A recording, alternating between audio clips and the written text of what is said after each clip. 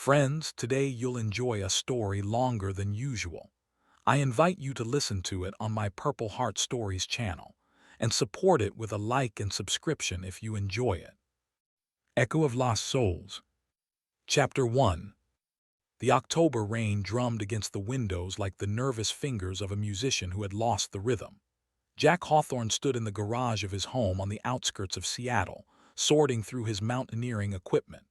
Droplets streamed down the metal roof, tapping out a peculiar prayer, a genuflection to the wet gods of the Cascade Mountains. He was accustomed to this symphony of the Pacific Northwest. Rain here was not merely a weather phenomenon, but a state of soul. At 44, Jack looked like a man hewn from the very mountains he conquered. Sinewy, weathered, with a gaze accustomed to looking far through fog and inclement weather. The wrinkles around his eyes, a multi-year map of ascent routes, and the sparse gray in his once coal-black hair seemed not a sign of age, but white flags on dangerous sections of the path. Another VIP group, more spoiled billionaires dreaming of photos above the clouds, he thought, checking carabiners and harnesses. 15 years ago, while still working in the special marine units, he would have called his current life a safe harbor. Now this harbor seemed like shallow water where one could easily get stuck. Clicking another carabiner, Jack accidentally bumped Lisa's backpack, and it, as if mocking the measured pace of the evening, tipped over. A phone slipped out of the side pocket, not his primary one that Jack knew about, but a spare one, whose existence he hadn't even suspected. The screen flashed, displaying an unread message from a contact with the laconic, I. 2200. Raintree's Ritual Hall, same number as before, need to approve candidates for the ascent. Jack's hand froze above the phone. There was only one hotel in the Cascade Mountains with a Raintree's Ritual Hall, the old, pretentious Everest Hotel, built in the early last century for wealthy Seattle industrialists. A place where a night cost as much as an average monthly salary. What was his wife doing there? With whom? Despite the professional ethics ingrained in him, Jack unlocked the phone. The password protection was primitive, the birthday of their deceased son Noah, which Lisa used for all accounts, as if afraid that any other combination of numbers would displace his memory. The message history was like a map of a secret labyrinth. Short, encrypted phrases, meetings in hard-to-reach places, strange code words, and everywhere mentions of the architect and some transformations. Jack rubbed his eyes as if hopping the messages would disappear, but they remained evidence of Lisa's parallel life, which she didn't consider necessary to share with him. Something in this terminology, in the very atmosphere of secrecy, made him remember a half-forgotten case in Afghanistan, about a cult operating on the outskirts of Kabul, using religious rhetoric as a cover for human trafficking. Could something similar be flourishing here, at the foot of the Cascade Mountains? Carefully returning the phone to the backpack, Jack glanced at his watch. 21:15. If he left now, he would reach the Everest Hotel minutes before the scheduled meeting. In the car, Jack turned on the music but immediately turned it off. Anxiety scratched from within like an ice axe on ice, insistent, unpleasant, inevitable. After the death of their 8-year-old son 4 years ago, his marriage to Lisa had turned into ruins of former magnificence, like an ancient temple that can still be visited, but in which no one prays anymore. They didn't divorce only because they were too tired even for that. And for Mia's sake, their 17-year-old daughter, whose coming of age was taking place in the shadow of family tragedy. Lisa had changed after Noah's death. At first, expectedly, endless tears, antidepressants, support groups for parents who had lost children. But in recent months, her transformation had taken on a different character. She had become detached, cold, but also purposeful, as if she had found some new goal that she didn't consider necessary to share with her husband. Jack thought it was just a new stage of grief. Now he wasn't so sure. The luxurious Everest Hotel rose from the surrounding forest like a foreign organism. At this hour, under pouring rain, Its old chateau-style facade, illuminated by artificial golden light, created the illusion of a theatrical set. Jack parked on the opposite side of the street, turned off the headlights, and waited. The clock on the dashboard showed 21:52. Watching the main entrance, he recalled all the years of military training, all surveillance operations, all lessons in patience received in special forces. Rangers could lie motionless for hours, waiting for the perfect moment to act. Now that was exactly what was needed. Exactly at 21:57, a silver Volvo pulled up to the hotel entrance. Jack tensed, squinting through the streams of rain running down the windshield. A tall man in his mid-30s, with a thick chestnut beard and an expensive coat, stepped out of the car. He held a leather folder under his arm. Before entering, the man looked around, his movements betraying professional vigilance, either a military past or security service work. Jack mentally went through all of Lisa's colleagues and acquaintances from her university environment. She taught psychology at the University of Washington. This man didn't resemble any of her academic associates. At 22:04, a taxi arrived. Jack leaned forward, holding his breath. Lisa stepped out of the car. In the semi-darkness of the rainy evening, she seemed like a stranger. A dark burgundy dress instead of her usual jeans and sweaters, high heels, a hairstyle he hadn't seen on her for many years. She moved like a person who knew her place and purpose. There was something frightening about it. Inside the hotel, the man greeted Lisa with a familiar embrace. Not romantic, but definitely intimate, the way accomplices in a long history greet each other. The man leaned down, whispered something in her ear, and she nodded with an expression of strange submission. Then they headed together toward the elevators. Jack felt his heart, tempered by years of military operations and rescue missions in the mountains, unexpectedly skip a beat. Not from jealousy, from fear. It looked like a scene from a crime film where characters prepare for something sinister. He decided to wait. After all, who was this man? A lover, a business partner, or someone who had involved Lisa in something illegal? Time dragged endlessly, minutes turning into hours. Jack sat motionless, like a predator in ambush, only occasionally changing his position to ease stiff muscles. The rain continued, drumming on the car roof, creating a monotonous background noise. At 00:17, the hotel's main doors opened. Lisa and her companion came out together with several other people, 2 women and 3 men, all impeccably dressed, with expressions of strange satisfaction on their faces. They resembled neither a business meeting nor a romantic intrigue, but rather a religious gathering, a sect. The group slowly moved across the street to a small park. Despite the rain, they apparently decided to take a walk. It was illogical, unless they needed to discuss something without the risk of being overheard. Jack waited a minute, then got out of the car. Years of training hadn't gone to waste. He moved like a shadow, silently and inconspicuously. The park was old, with dense thickets of rhododendrons and ancient cedars, the perfect place for surveillance. The group stopped at a distant bench, partially hidden by overgrown bushes. Jack made a wide circle and approached from the opposite side, using every tree and bush as cover.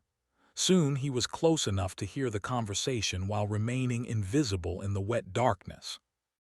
The Japanese man and his assistant are perfect for the ceremony at Olympus Peak, Lisa was saying in a businesslike tone she never used at home. The girl has a rare blood type, perfect compatibility with the architect for the final transformation. The man, now called Ethan, nodded in agreement. The summit is almost ready. All the necessary equipment has been installed in the hidden cave on the northern slope. No one will notice how the transformation occurs. Jack froze, feeling something very cold and heavy settling in his stomach. What were they talking about? What transformation? What ceremony? What about Mia's preparation? Asked another man from the group, and Jack tensed upon hearing his daughter's name. She shows remarkable progress. replied Lisa with a note of pride. Inherited natural intuition from her father. The architect believes that by the summer solstice, she will be ready to become a full-fledged mediator. The rustle of footsteps interrupted their conversation. A tall, silver-haired man approached the group, leaning on a cane with a silver knob. Despite the late hour and rain, he was impeccably dressed in a light gray three-piece suit. His aristocratic face with a neatly trimmed beard resembled an old-school senator from black and white films. The entire group immediately straightened, as if by an invisible command. Ethan almost stood at attention. "Architect, we didn't expect you here at such an hour." "Night is the best time for important matters." The old man's voice sounded soft, but with unshakable authority. "I have the necessary biometric data for the next transformation."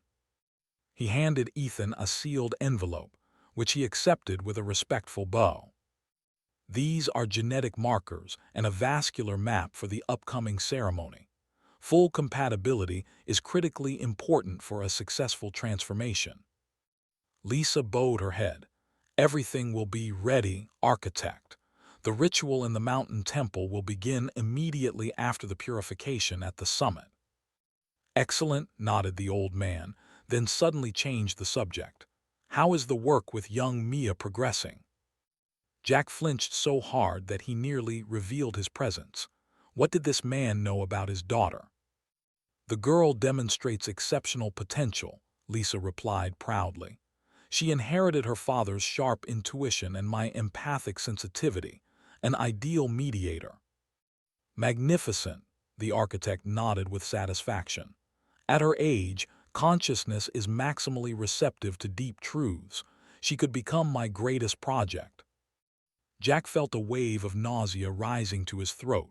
Something immensely horrible was happening to his family. Some kind of sect, cult of personality. Whatever it was, his daughter was at the very center of it. The architect looked at his elegant watch. "I need to go. The window for procedures closes in 30 minutes. He turned to leave, but suddenly stopped. "By the way, Dr. Schultz confirmed your pregnancy, Lisa. Congratulations. This child will be the first conceived entirely within our temple of rebirth. A special dedication ritual is already being developed." Jack's world collapsed completely. Pregnancy. Lisa is pregnant. By whom? And what does dedication ritual mean for an unborn child? The tall figure of the architect dissolved into the rainy night, leaving the group in tense silence. "We need to discuss the details of the ascent," Ethan broke the silence, switching to a businesslike tone. "The cave in the moonlight sector will be perfect for the ritual, sufficiently removed from tourist routes." Lisa took out a small tablet from her purse. "I've marked the point on the map. Given the physical preparation of the group, we'll reach it by noon on the second day." "And what about the disposal of unsuitable vessels?" Ethan lowered his voice to a whisper, but Jack's sharpened hearing didn't miss a word. "The Japanese man and his assistant," Lisa nodded with such a mundane intonation, as if discussing a shopping list. "When Tanaka receives a new life, his companion will become the perfect donor for the architect. She has a rare tissue structure compatible with his biochemical profile." Horror seized Jack as the meaning of these words sank in. They weren't just speaking in metaphors or using spiritual terminology. They were literally planning murders. His wife, the mother of his children, was discussing with cold calculation how to get rid of people during an ascent that he himself was supposed to lead. In a surge of anger and confusion, Jack leaned slightly forward.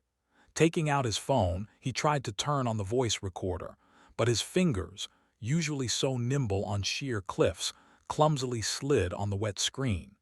He needed evidence of this monstrous conspiracy.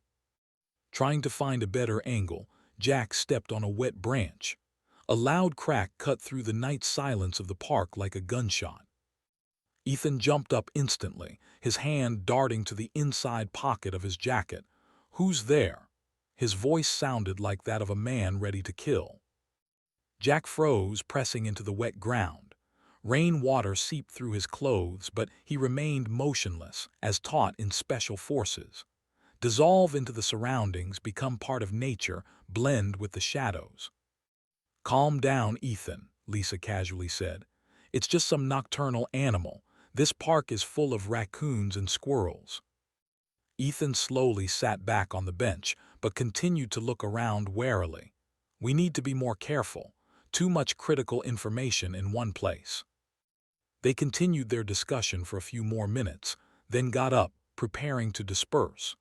Ethan stuck his hand in his pocket and inadvertently dropped something. A small object fell silently into the wet grass, and in the dim light of a distant lamppost, Jack discerned the outline of a flash drive. Lisa and Ethan, not noticing the loss, headed for the park exit. After waiting until their footsteps faded in the distance, Jack carefully emerged from his hiding place and picked up the flash drive. It looked ordinary, black, without identifying marks, but could contain critically important information. Suddenly, Jack felt the full weight of what was happening. His family was at the epicenter of something monstrous, and now he had a potential key to solving the mystery in his hands. With a heavy heart, he returned to the car. The rain had intensified, turning the whole world into a blurry watercolor sketch. Water drummed on the car roof with the same intensity as blood pounded in Jack's temples. He had to go home and face a woman whom, as it turned out, he didn't know at all. Jack arrived home before Lisa. In the dark house, Mia slept quietly, unaware of the sinister plans being made around her. Turning on the computer in his office, he inserted the found flash drive, expecting to encounter a password or encryption. To his surprise, the device opened freely. The screen filled with dozens of folders with names of routes and dates, dry technical designations of ascents over the past 3 years. Jack clicked on the folder marked Mount Baker, September 2022. That's when 2 climbers from a group led by Ethan disappeared without a trace. The official version stated that they fell into an inaccessible crevice. The photos loaded one after another, preparation for the ascent, group shots, technical details of the route. And suddenly, like a punch to the gut, a photograph where Ethan stood next to a man whom Jack vaguely recognized. The caption under the photo read, "Edward Thompson, ready for transformation." Jack quickly opened a search engine and entered the name. The screen showed the face of the same man, but with a different name, Peter Klein, a financial criminal wanted by Interpol for laundering more than $12 million. Klein was considered to have died during a vacation in the Alps 2 years ago. "Lord," whispered Jack, realizing the scale of what was happening. "They're staging the deaths of criminals to give them new identities, and they call it transformation." In another folder, he discovered a methodically compiled document titled Vessel Classification. Next to the names of expedition participants were markings donor and transformation. The donor column listed organs, kidneys, heart, liver, cornea, with indications of compatibility and condition. The transformation column provided data on new identities, bank accounts, and places of residence. With growing horror, Jack opened the plan for the upcoming VIP ascent. Next to the name of Japanese businessman Hideo Tanaka stood the mark, transformation, payment received. Next to the name of his translator Yumi Lee, donor. Liver, kidneys, cornea, perfect compatibility for SW. SW Simon Westfield, the architect. Looking at the screen, Jack tried to comprehend what he saw. This organization, this Temple of Rebirth, used ascents for 2 purposes: to provide rich criminals with new identities, staging their deaths, and to obtain donors of organs for Westfield and possibly other privileged members of the organization. Lisa and Ethan weren't just lovers. They were part of a well-organized, cruel sect engaged in murders and organ trafficking under the guise of extreme tourism. And now they were trying to drag Mia, his daughter, into it. Jack closed his eyes, trying to calm his breathing and wildly pounding heart. He had to act, quickly and decisively. But how to save his daughter from mortal danger coming from her own mother? Chapter 2. The next week turned into an exhausting spectacle for Jack. By day, he was a professional instructor, checking equipment and discussing route details with future victims. In the evening, a vigilant observer, recording every movement of his wife and daughter. His insides twisted into a knot every time he saw Lisa smile at Mia or inquire about her progress in the ecology club. Now he knew what lay behind it. On Tuesdays and Fridays, Lisa left, saying she was going to a support group meeting for parents who have lost children. Jack remembered how she used to go there after the death of their son Noah. She would return depleted, with red eyes. Now she came home with rosy cheeks and a strange gleam in her eyes, as if she had received a dose of some drug. "How was the meeting?" he asked one evening, trying to make his voice sound casual. "Good." Lisa hung her jacket on the rack, not looking at her husband. "We discussed accepting change." "And what conclusions did you reach?" he continued, stirring his coffee. "That sometimes you need to let go of the past to find the future." She approached the mirror, adjusting her hair with a gesture she hadn't had before. A quick, nervous movement ending with an almost ritual stroking of her temple. On Friday, the situation repeated. Twice a week, the support group, and each time Lisa returned not exhausted by grief, but inspired, as after successful business negotiations or a religious revelation. Mia had changed too. 3 times a week, she went to ecological classes, led by Ethan Lawrence. That was the name of Lisa's companion from the Everest Hotel. Jack found out about this club, an officially registered youth organization studying the impact of climate change on the mountain ecosystems of the Cascade Mountains. A perfect cover. One day, when Mia was at school and Lisa at work at the university, Jack checked his daughter's backpack. Under the textbooks, in a hidden pocket, he discovered a strange amulet, a silver circle with a horizontal line in the middle, from which wavy rays extended. A symbol he had seen in the files on Ethan's flash drive, the emblem of the Temple of Rebirth. Next to it lay a notebook in a leather binding with embossing. Jack opened it, expecting to see an ordinary teenager's diary. Instead, the pages were filled with calligraphically written ritual texts. Energy doesn't disappear, it only transforms. The mediator distinguishes essence, not shell. The worthy receive a second chance through transformation. The unworthy serve a higher purpose, giving their life force to the chosen ones. The last pages contained a list of names with notes: potential, resistance, receptivity. Jack recognized the names of Mia's classmates. His 17-year-old daughter was being taught to evaluate her peers as potential recruits or victims.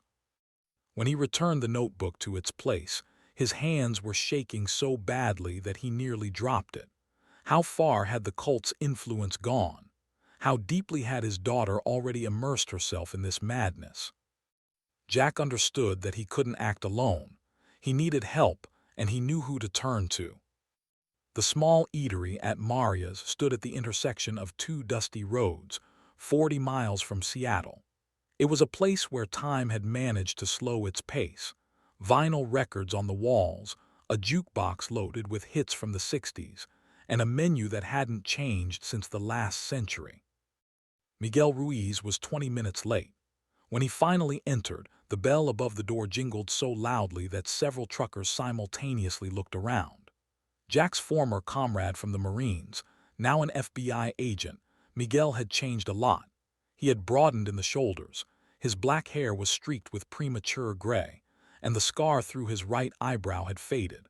But his trademark military bearing remained unchanged, as did the sharp gaze that instantly assessed the situation.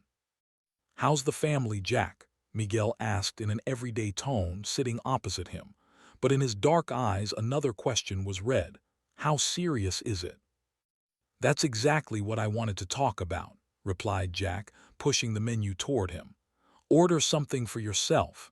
The apple pie here is almost worth the trip you made." The conversation began only after a waitress with bright pink hair brought coffee and dessert. Jack spoke quietly, avoiding names, especially Lisa's. He told about a spiritual group, about missing climbers, about the mysterious millionaire's medical complex, about suspicious financial operations. He paid special attention to organ trafficking and providing new identities to wanted criminals.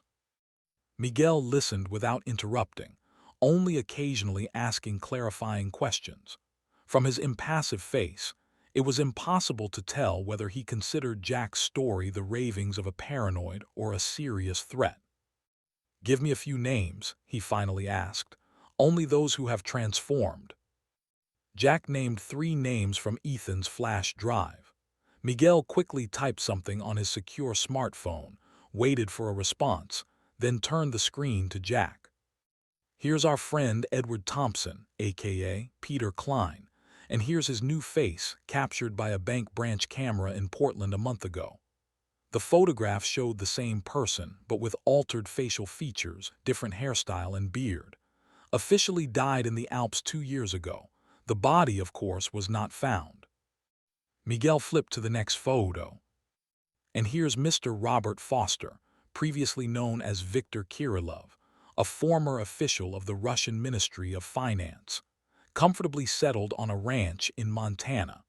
Kirillov allegedly crashed in a private plane over the Pacific, took with him about $150 million from the state treasury." Jack felt nausea rising to his throat. So it's all true. These bastards are helping criminals escape, changing their identities, and providing their boss with organs at the same time.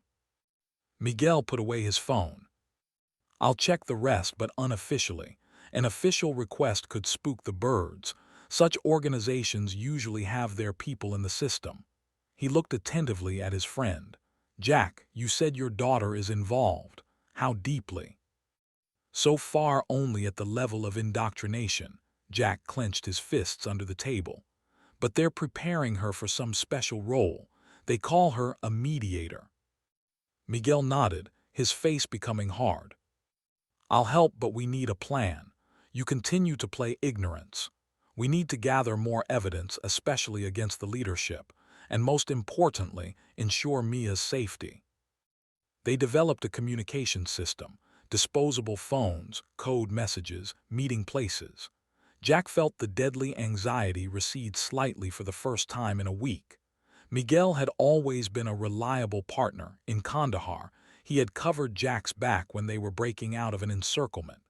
History was repeating itself, only now the enemy was much closer. He lived in the same house. "Dad, are you serious?" Mia raised her left eyebrow incredulously when Jack offered to drive her to the ecological class. "Of course," he tried to smile as naturally as possible. "I'm interested in what you do there. Maybe I could help too. After all, I've spent most of my life in these mountains." Mia shrugged. "Whatever you want. Just don't expect to be able to control me there. I'm not a child anymore." On the way, Jack secretly observed his daughter.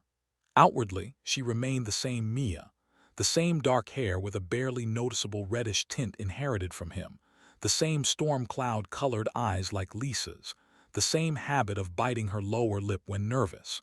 But her gaze had changed. The former youthful openness had been replaced by wariness, as if Mia was constantly evaluating those around her by some criteria of her own.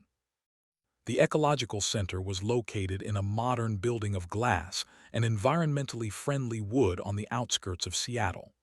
At the entrance, they were met by Ethan Lawrence, still the same engaging smile, still the same attentive eyes of a predator tracking prey. "Jack, what a pleasant surprise." Ethan extended his hand for a handshake. His fingers were cold and dry. "Decided to join our cause." "Wanted to find out what my daughter is so enthusiastic about," Jack replied casually, shaking the hand of the man he wished to strangle. "She talks about nothing but your club." Ethan put his hand on Mia's shoulder in a gesture that might have seemed paternal, but which made Jack inwardly shudder. "You have a wonderful daughter, a natural talent for ecological thinking." In the spacious room, about 20 teenagers and several adults had gathered. Jack observed with a professional eye the arrangement of furniture, chairs in a semicircle, all facing a small podium where Ethan stood. A classic scheme for group suggestion, making participants feel part of a chosen circle. Ethan began with a discussion of climate change, smoothly transitioning to philosophical questions about energy balance and selective adaptation.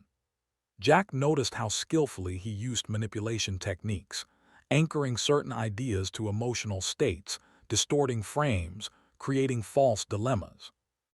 Nature always selects the worthy, Ethan was saying, packing in front of the audience. Weak vessels give way to the strong, it's a natural law, but modern civilization has disrupted this balance. We, ecologists of the new consciousness, must help restore natural harmony, right? The teenagers nodded, completely captivated by his speech. Jack noticed with pain how Mia looked at Ethan, with admiration and slight trepidation, a combination characteristic of teenage girls in love. After the main part, all participants were offered a special herbal tea for harmonizing inner energy. Jack cautiously brought the cup to his lips but didn't take a sip. He noticed that after the tea, the teenagers became more relaxed, receptive to suggestion. A slight haze appeared in their eyes, and their reaction slowed. Ethan began talking about life force and chosen ones who are destined to lead others. Now his speech directly touched on ideas of elitism and predestination, classic elements of cult indoctrination. Each of you has the ability to see the true nature of people. Ethan looked at the teenagers, his gaze lingering on Mia. Especially you, Mia. You have an innate gift of assessment inherited from your parents. You feel people, see their essence. This gift needs to be developed. It will help us all determine who is worthy of the great transformation. The evening twilight enveloped the road in a soft blue-violet light, characteristic of the Pacific Northwest. Jack drove slower than usual, glancing furtively at his daughter. Mia, immersed in her thoughts, absently looked out the window. The tea ceremony had clearly affected her. Her pupils were dilated, her movements slowed. Interesting class, Jack cautiously began. Ethan is a very charismatic teacher. Mia turned to him. He's not just a teacher, Dad. He is a mediator. He sees what others don't see. For example, Jack tried to make his voice sound interested, not alert. Energy flows, Mia became animated. You understand, each person emits a certain vibration. Ethan teaches us to distinguish these vibrations. He says I'm especially gifted at this. Jack felt a chill down his spine. Behind the template phrases about vibrations was a methodology for selecting victims. And what happens when you distinguish these vibrations? Mia shrugged vaguely. It's hard to explain to the uninitiated, but in general, we identify people ready for transformation. She was silent for a moment. The architect says the time of great changes is coming soon. The summer solstice will be a turning point. Jack's heart skipped a beat. Summer solstice, less than a month away. The architect, you mean Ethan? No, of course not, Mia smiled condescendingly. The architect Westfield, he's the founder of our movement, an incredible man. Her voice took on dreamy notes. He's spoken to me several times, said I have a special gift like you. Like me, Jack nearly missed a turn. Yes, your intuition. The architect said you always unerringly determine the character of people and the reliability of climbing partners. It's the same gift, only you use it intuitively, while I'm learning to apply it consciously. Jack swallowed. They were using his reputation to confirm Mia's special gift. A classic manipulation technique, connecting a new idea with an already accepted fact.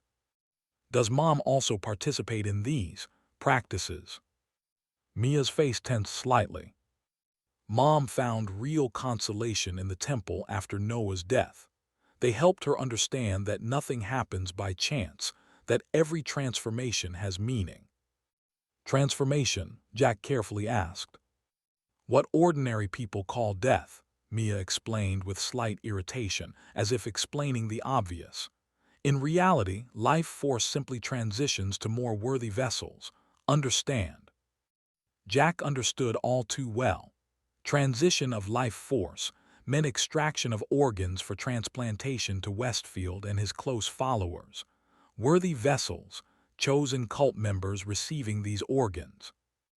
As the conversation continued, Jack noticed troubling contradictions in his daughter's behavior. On one hand, she repeated memorized phrases with fanatical conviction. On the other, sometimes uncertainty flickered in her eyes, especially when it came to specific transformation practices. Mia mentioned that some ceremonies frightened her, although she understood their necessity. By the time they returned home, Jack realized two things. Mia was deeply involved in the cult's ideology, but had not yet participated in their crimes. There was an internal struggle within her, which gave hope. Wednesday, support group. Lisa left, as usual, exactly at 7 in the evening. But today, Jack was ready.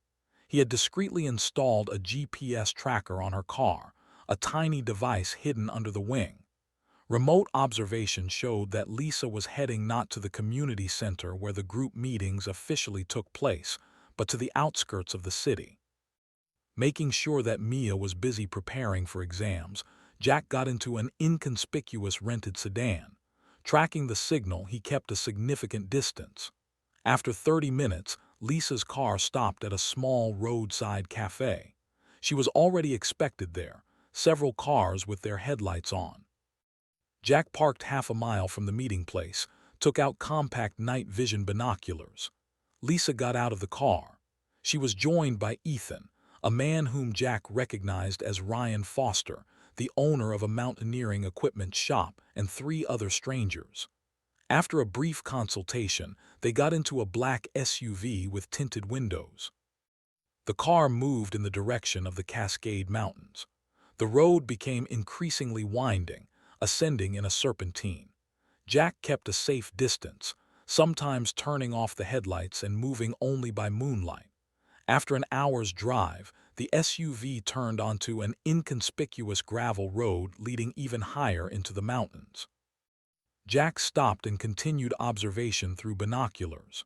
The SUV climbed up the slope until it reached a high fence with gates. The gates opened automatically, letting the car in, then just as silently closed. After waiting until the SUV completely disappeared from view, Jack got out of the car. He had to walk about 3 miles across rough terrain, avoiding security systems. Years of training in special units hadn't gone to waste.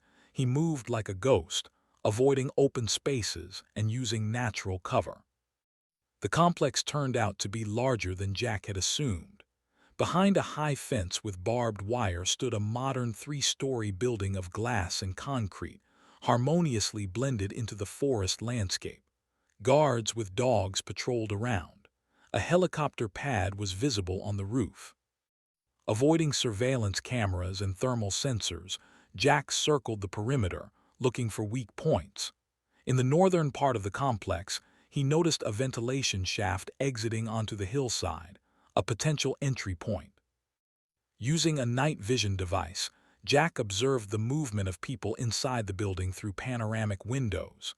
He counted at least 20 people, doctors in white coats, security, administrative personnel. On one of the lower floors was something resembling an operating room, modern medical equipment, monitors, cryochambers. Moving closer, Jack noticed a service entrance with a computer terminal for security. Waiting until the guard was distracted by a patrol, he quickly connected a data cloning device to the terminal. After a few minutes, he had access to the complex's internal network. The procedure schedule he discovered horrified him. The next extraction was planned for 10 days later, immediately after the VIP ascent to Olympus Peak. The names of donors matched the participants of the upcoming expedition. Moreover, Jack found confirmation of his worst fears.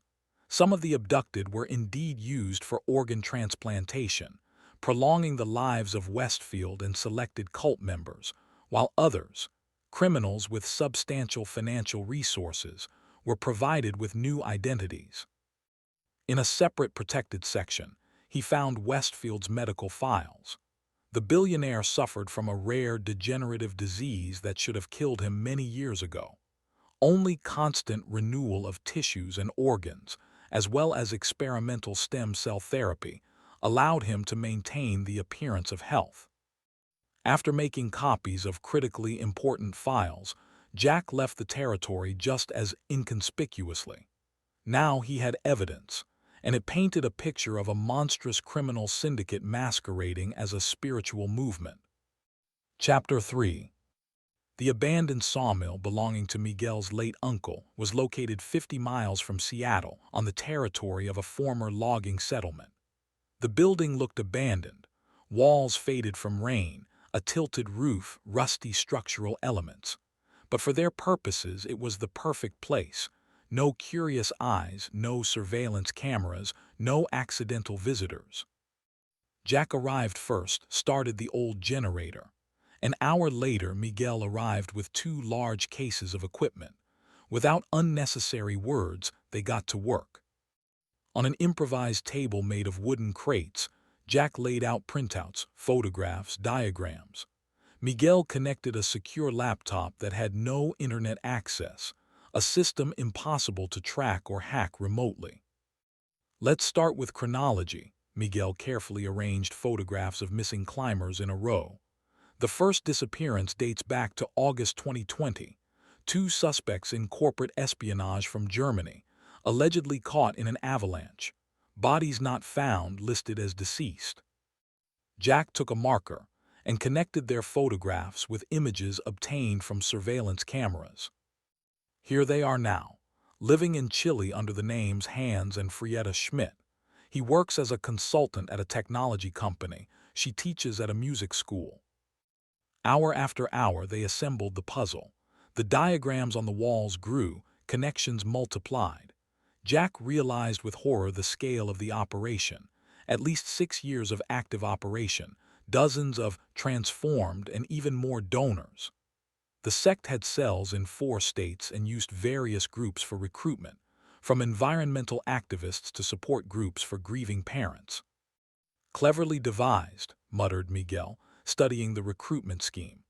They look for people in emotionally vulnerable states. Parents who have lost children are ideal candidates. Their grief can be transformed into fanaticism by offering a higher meaning. The network turned out to be more extensive than they had assumed. Among the transformed was William Harrison, former Deputy Secretary of Homeland Security, implicated in a corruption scandal and allegedly killed in a mountain trail collapse. Now he lived in Idaho under the name Richard Morgan, running a private security company. Mater de Dios, Miguel rubbed the bridge of his nose. I remember this case. Harrison was suspected of leaking classified information, but there wasn't enough evidence. When he died, the investigation was closed. Among the sect members, Jack painfully recognized his longtime friend Ryan Foster, the owner of the mountaineering equipment shop. They had been friends for 12 years, climbing the peaks of the Cascade Mountains and Alaska together.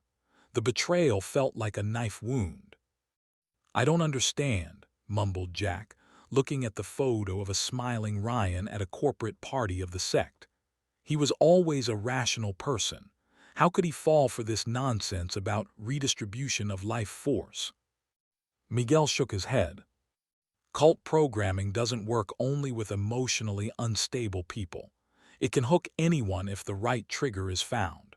For your friend, it could have been anything. Promise of immortality, sense of being chosen, financial benefit. By dawn, they completed their analysis. Before them lay a complete picture of a criminal organization disguised as a spiritual movement. At the top, Simon Westfield, a billionaire with an incurable disease, obsessed with the idea of prolonging life at any cost. Below him, an inner circle of chosen ones receiving organs from unworthy vessels. Even lower, ordinary members, including Lisa, ensuring the influx of new victims and maintaining the infrastructure. Jack rubbed his tired eyes. Now we know what we're dealing with. The question is how to stop it without putting Mia in danger. Tuesday, 10:30 in the evening. Jack sat in the dark kitchen, reviewing data from micro cameras installed in the house. Lisa had returned about an hour ago and immediately went upstairs to the bedroom, from where muffled sounds of a telephone conversation came. Suddenly, the notification system on the laptop flashed movement in the second-floor corridor. Lisa left the bedroom, heading to her office. Jack switched to the corresponding camera. His wife seemed agitated. She nervously fidgeted with her blouse collar, and her face looked paler than usual. Lisa closed the office door behind her and took out her phone again. The sound was weak, but the noise suppression system installed by Miguel allowed Jack to make out the words. "I confirmed today," Lisa's voice sounded tense. 11 weeks. Dr. Schultz checked everything. A pause. She listened to her interlocutor, mechanically stroking her stomach. "No, I'm not afraid. I'm proud. The child will be offered as a gift to the architect, the first conceived within the temple." Her voice faltered, but she quickly composed herself. "Has Ethan already informed him?" A new pause, longer than the previous one. "I understand. The dedication ceremony at the summer solstice. Will Mia be a witness?" Lisa smiled weakly. "Good, that's right. Mother and daughter connected by the great gift." Jack was stunned. Lisa is pregnant by Ethan, and they're planning some ritual involving the unborn child and Mia. After finishing the conversation, Lisa sat motionless for some time, staring into space before her. Then her shoulders began to shake, and she silently cried, covering her face with her hands. This was the first time in several months that Jack had seen a display of genuine, non-staged emotions from his wife. After a few minutes, Lisa composed herself, carefully wiped her eyes, and headed to the bathroom. Jack switched to the camera in the corridor. Something in Lisa's movements, in her hunched shoulders and uncertain gait, reminded him of the woman he once loved, before Noah's death, before the emergence of this harsh, fanatical version of his wife. The sound of water from the bathroom muffled quiet sobs. Lisa was crying, hiding her emotions even from an empty room. Jack felt a mixture of bitterness and strange pity. Somewhere deep inside this zombified woman, the real Lisa still existed, lost, broken by grief, desperately seeking support. Half an hour later, Lisa came out of the bathroom and went to bed in the guest room. For the past few months, she and Jack had been living separately, though under the same roof. After waiting until the house was quiet, Jack carefully went upstairs and checked the trash can in the bathroom. Under crumpled tissues, he found what he was looking for: a positive pregnancy test and a crumpled prescription for prenatal vitamins, written by Dr. Heinrich Schultz 2 days earlier. Going back down to the kitchen, Jack retrieved a bottle of bourbon from a hiding place on the porch and poured himself a substantial portion. The alcohol burned his throat but couldn't quell the storm of emotions. Rage at the betrayal mixed with anxiety for Mia and a strange, unbidden sympathy for Lisa. He suddenly remembered her after the death of their son Noah. How for months she couldn't get out of bed, how she screamed at night, how she blamed herself for not noticing the first symptoms of the disease. Now this woman was carrying a child in her heart and planning to offer it as a gift to the cult leader. How deeply must one's mind be washed to come to that? What had these people done to his wife? Jack gripped the glass so tightly that his knuckles turned white. The situation had now become even more dangerous. If the sect was planning some ritual involving an unborn child, it meant he had very little time. He needed to act immediately but extremely carefully. At stake was not only Mia's life, but also that of an unborn child, who, despite the circumstances of conception, was innocent. The abandoned warehouse on the outskirts of Seattle's industrial zone became their new headquarters, spacious enough to accommodate equipment and inconspicuous enough not to attract undue attention. Miguel brought in 2 trusted agents, cult specialist Dr. Anna Chen and analyst Harry Thompson. The team was formed, but the task seemed almost impossible. "The problem is jurisdiction," Miguel laid out satellite images of the mountain complex on the table. Technically, it's private property. We need a warrant, and for that, irrefutable evidence. Witness testimonies, physical evidence. And what we have isn't enough. Jack pointed to the wall with photographs of missing people. Dr. Chen shook her head. Without bodies, without specific incriminating actions recorded on camera, Westfield has a team of the best lawyers on the West Coast. They'll present it all as a conspiracy theory. Plus, more than half of the figures involved are influential people, added Thompson. Judges, politicians, businessmen. Start an official investigation and information will leak. Jack nodded grimly. And my daughter will be eliminated as an unnecessary witness. A heavy silence hung in the room. Everyone understood. Standard procedures wouldn't work here. We need to act on two fronts, Miguel finally said. Officially, I'll start an investigation into the activities of Westfield's medical center, allegedly on suspicion of illegal transplantology. That's a legitimate basis for covert surveillance. And unofficially, Jack looked attentively at his friend. Unofficially, Miguel lowered his voice, you'll continue to play ignorance, embed yourself deeper in the organization. We need recordings of their rituals, details of upcoming transformations, names of high-ranking cult members. Jack slowly ran his hand through his hair. Lisa and Mia must not be harmed, no matter what. The priority is your daughter, Dr. Chen said firmly.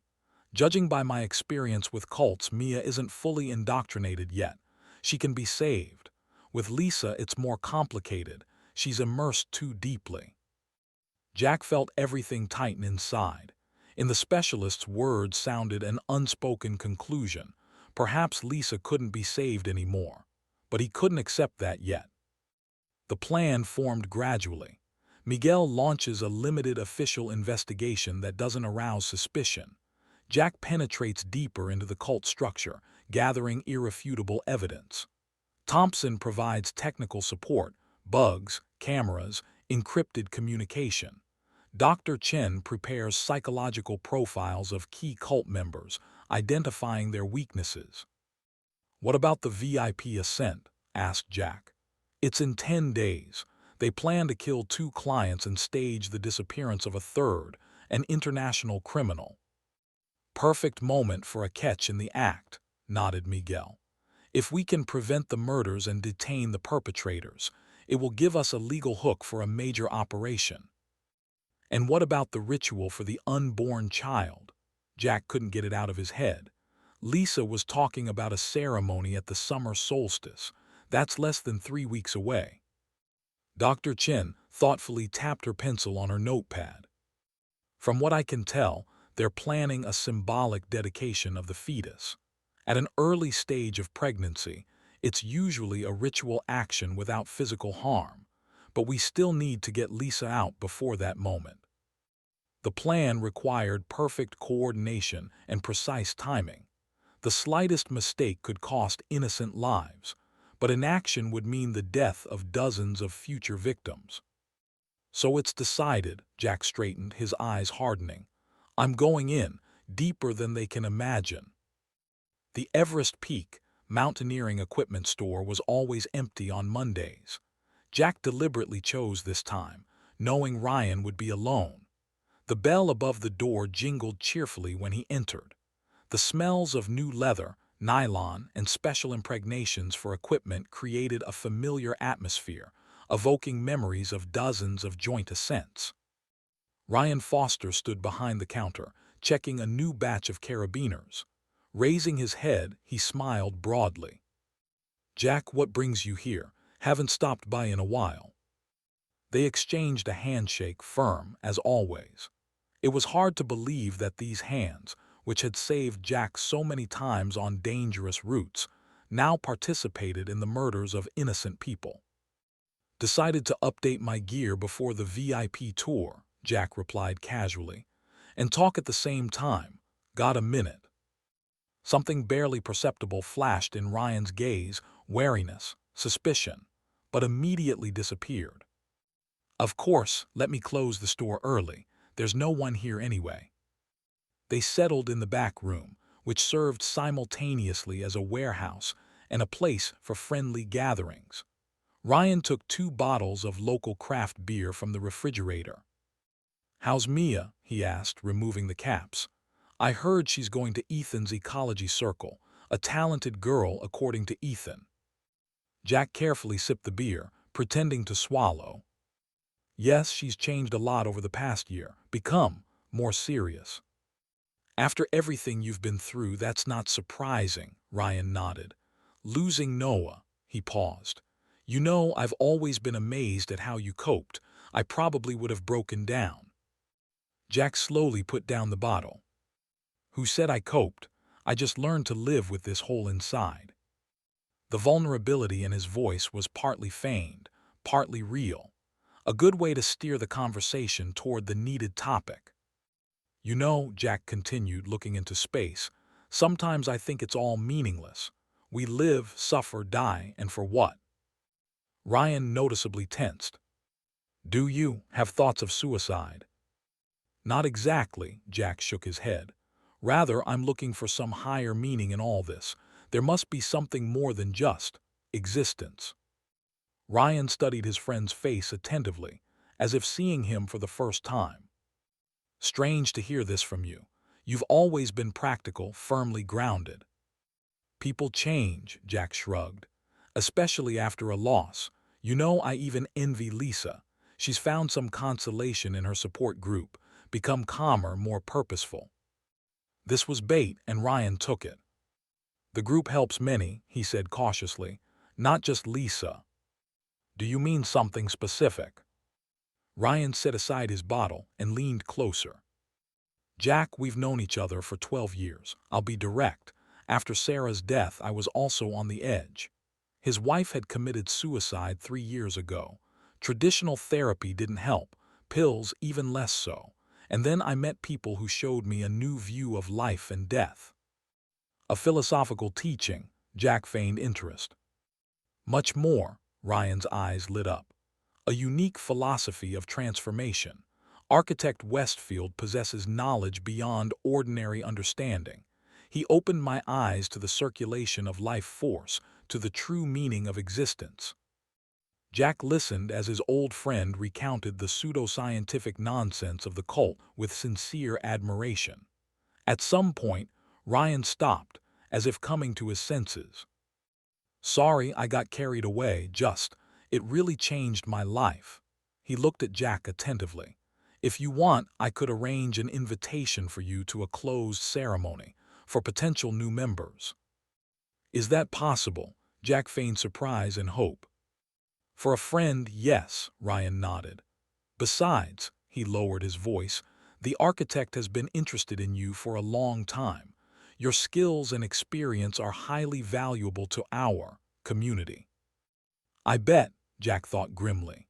His reputation as a reliable instructor served as the perfect cover for their transformations. "I'd like to see," he said aloud. "When is the next ceremony?" "This Friday," Ryan smiled. "At the architect's private estate. It's a great honor, Jack. Not everyone is invited to his home." "I would appreciate such an opportunity," Jack smiled, feeling everything inside contracting with disgust. Just like that, invitation received. Now he had to penetrate into the very heart of the cult, to the man who had turned his wife into a monster and planned the same for his daughter. Jack shook Ryan's extended hand, thinking about how far the person he once called a friend had gone from normality, if murders for organs seemed to him a higher form of redistribution of life force. A typical gray Seattle day with drizzling rain turned out to be surprisingly cool.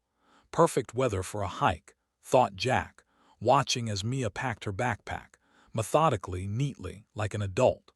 A new, alien measured pace had appeared in her movements. Even the way she folded the map, in perfectly even squares, betrayed the influence of the sect with their ritualism and obsession with order. "Where are we going?" she asked, fastening the last buckle. "I thought about the route through Misty Gorge. We haven't been there in a long time." Mia nodded. as if evaluating the proposal not from the standpoint of pleasure, but expedience. Good choice. It will be less crowded there this time of year. They left at dawn. On the way, Jack secretly observed his daughter. Outwardly, she remained the same Mia, the same expressive gray eyes, the same slightly upturned nose, the same combination of stubbornness and tenderness in her facial features. But in her gaze, a detachment had appeared, an evaluating coldness, completely uncharacteristic of a 17-year-old girl. At the foot of the mountain trail, they left the car and began the ascent. The echo of their steps reflected off the rocks. Sunbeams breaking through the gray veil of clouds created a bizarre pattern on the trail.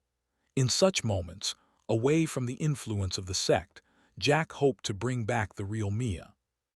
"Remember how you fell here and scraped your knee?" he asked as they passed a distinctive rock. "You were 9. You bore the pain so stoically that I was surprised." Mia smiled faintly. "I remember. Noah was crying for me then. He was always so sensitive." The mention of her brother created a bridge of understanding between them, fragile but real. Jack cautiously moved forward. "Sometimes I think part of him stayed with us. Do you feel that?" Mia stopped, her face becoming serious. "The temple teaches that life force doesn't disappear. Noah transformed into a different state, his energy was redistributed." After a pause, she added more quietly, "But sometimes I just miss him, the real him, you know." For a moment the mask slipped, and Jack saw his daughter, vulnerable, confused, seeking support. After noon, they made a stop on a rocky ledge with a view of the valley and Seattle in the distance. Sharing sandwiches and a thermos of tea, they sat in comfortable silence.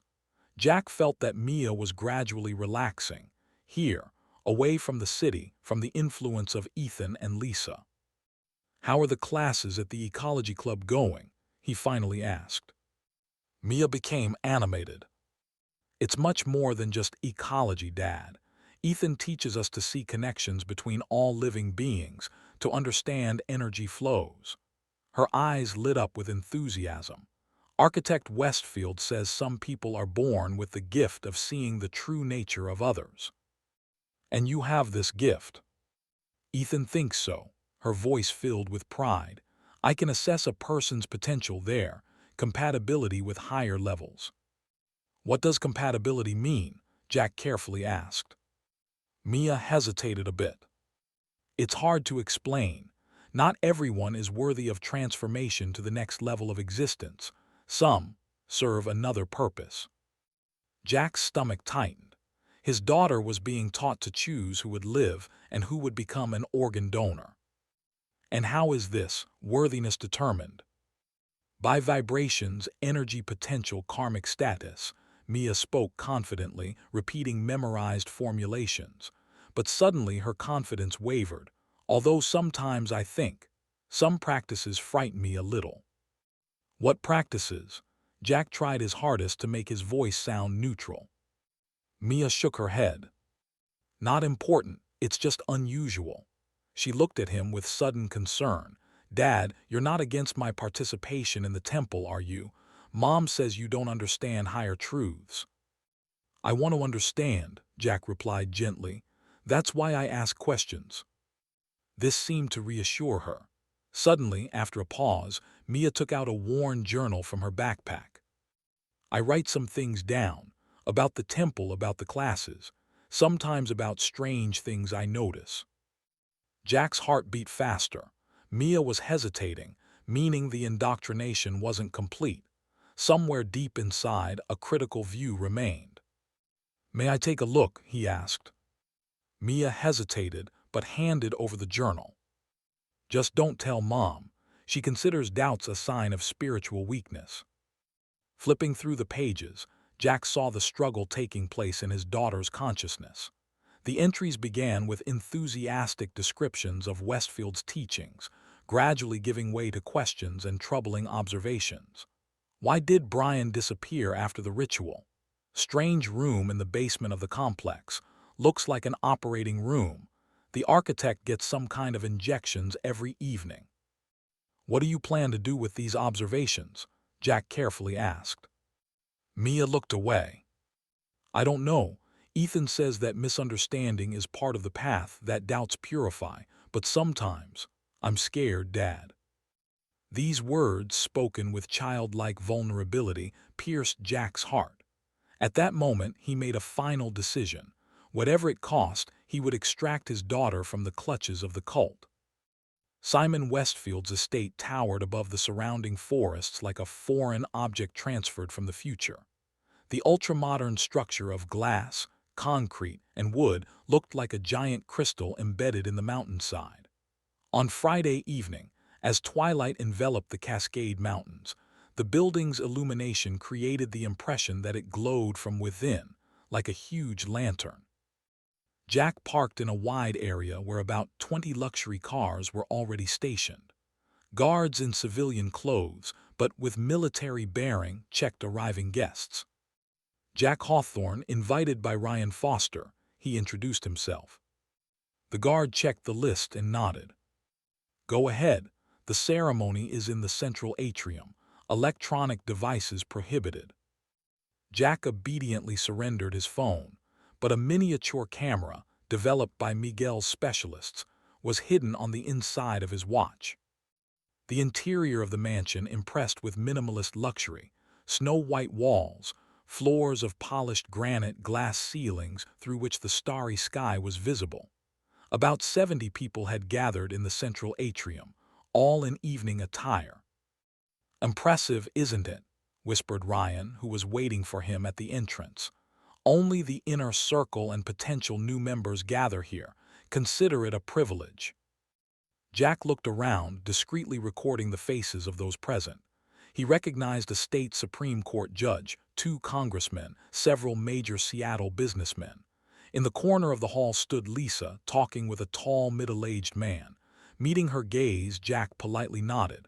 She returned the gesture, but there was surprise and anxiety in her eyes. At 9 in the evening, the lights in the hall dimmed. Soft, hypnotic music filled the space.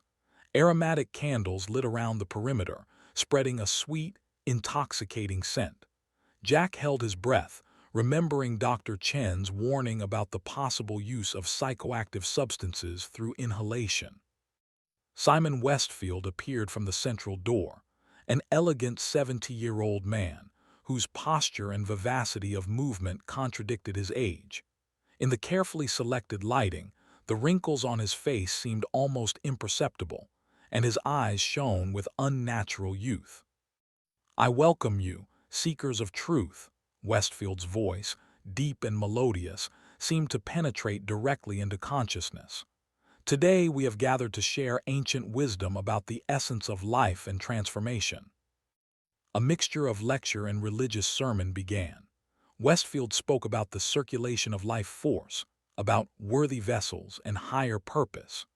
Ordinary cult banalities clothed in pseudoscientific terms, but the charisma of the speaker was astonishing.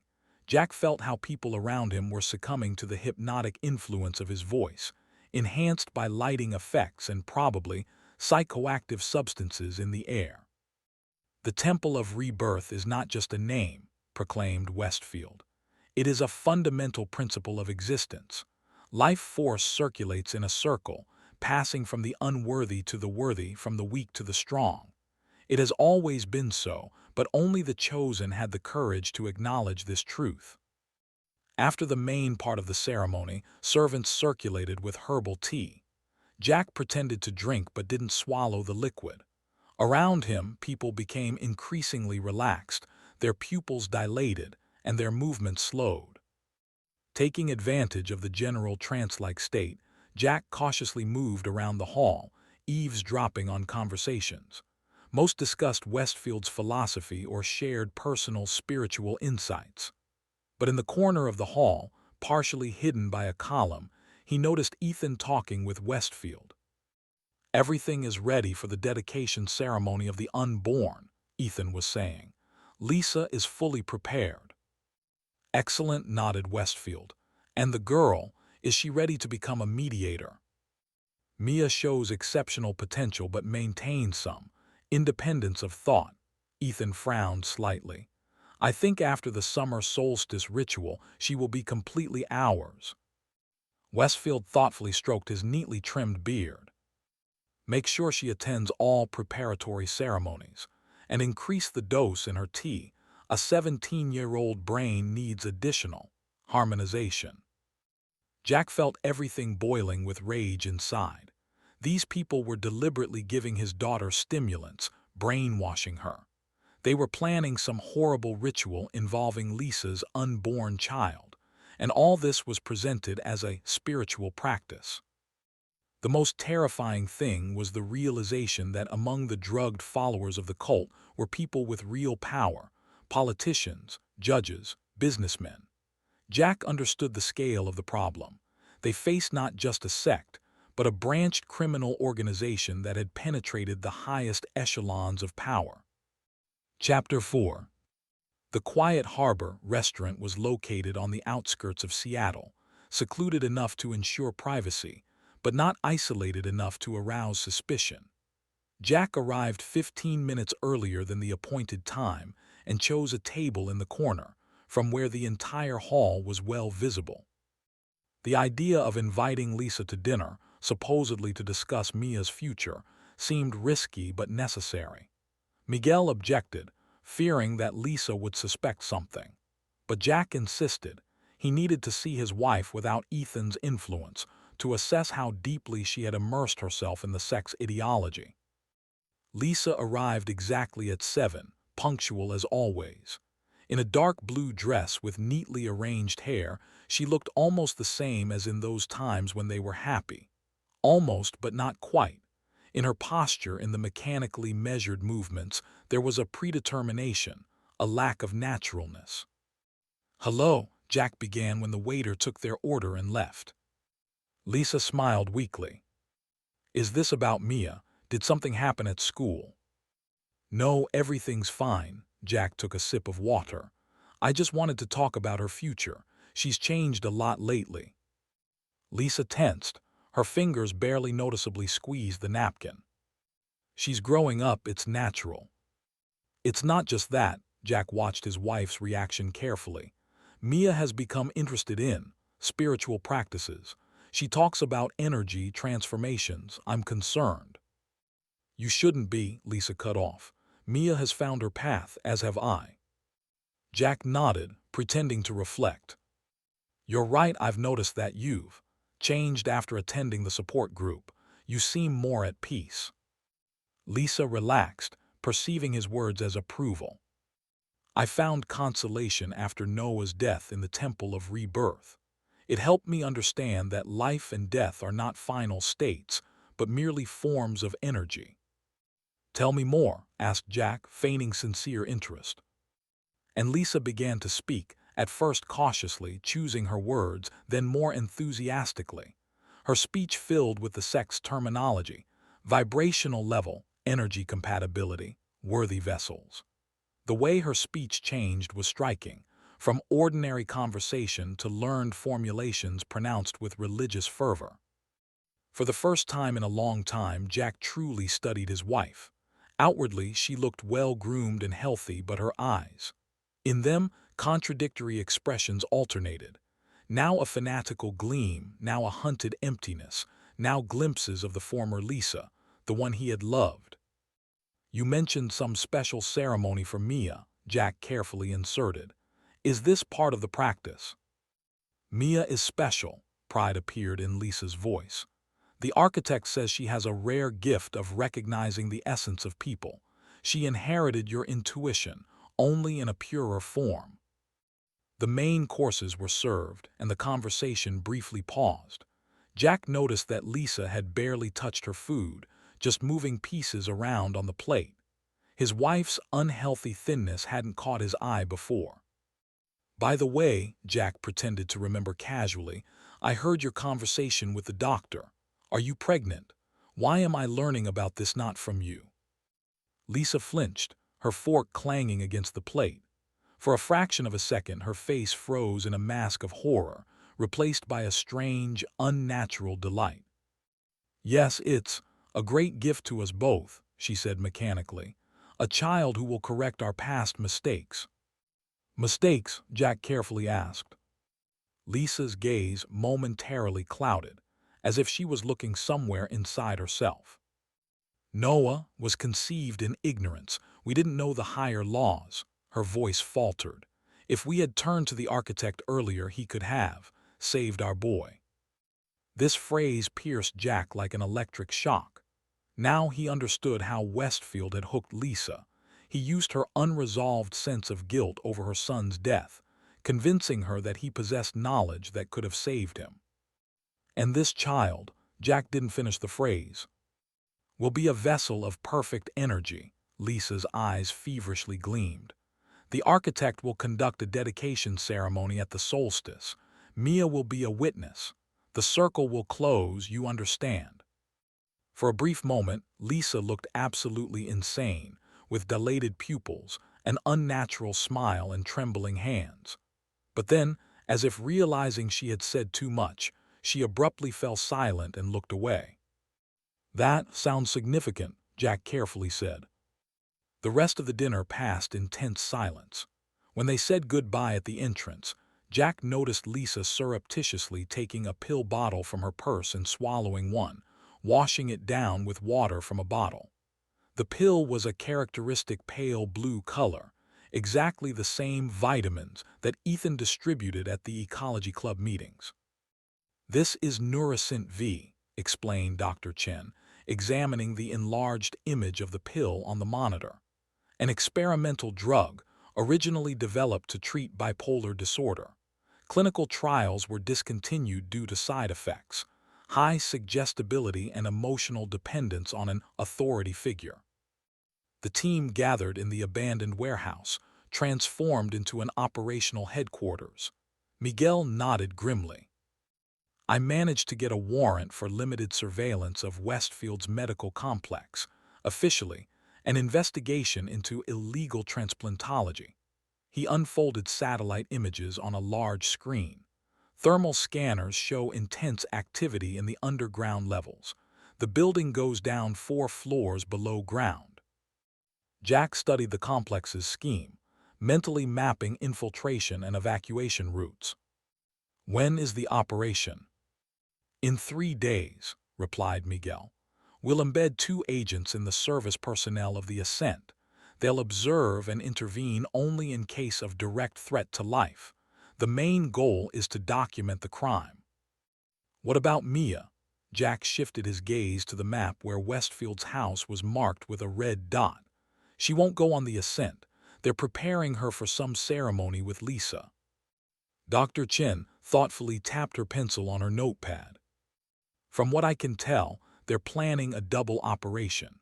The Ascent is a cover for another transformation, while the ceremony with Lisa and Mia is preparation for a larger ritual at the solstice. Jack stood up, feeling the need to move. I need to gain access to Westfield, from the inside. There's an idea, said Miguel. You already know that Westfield has been interested in you for a long time as a survival specialist in extreme conditions. They're planning to expand the zone of their operations to more remote mountain areas. Your experience as an instructor and military past make you an ideal candidate. The plan was risky but feasible. Ethan had already mentioned Jack in conversations with Westfield, describing him as a potentially useful asset for special mountain operations. They just needed to skillfully use this interest without arousing suspicion. The meeting was scheduled for Wednesday morning, a day before the VIP ascent. Jack arrived at Westfield's corporate headquarters, dressed as usual for a climbing instructor, professionally but not ostentatiously. On his belt, a small sports bag with samples of special equipment he supposedly wanted to demonstrate.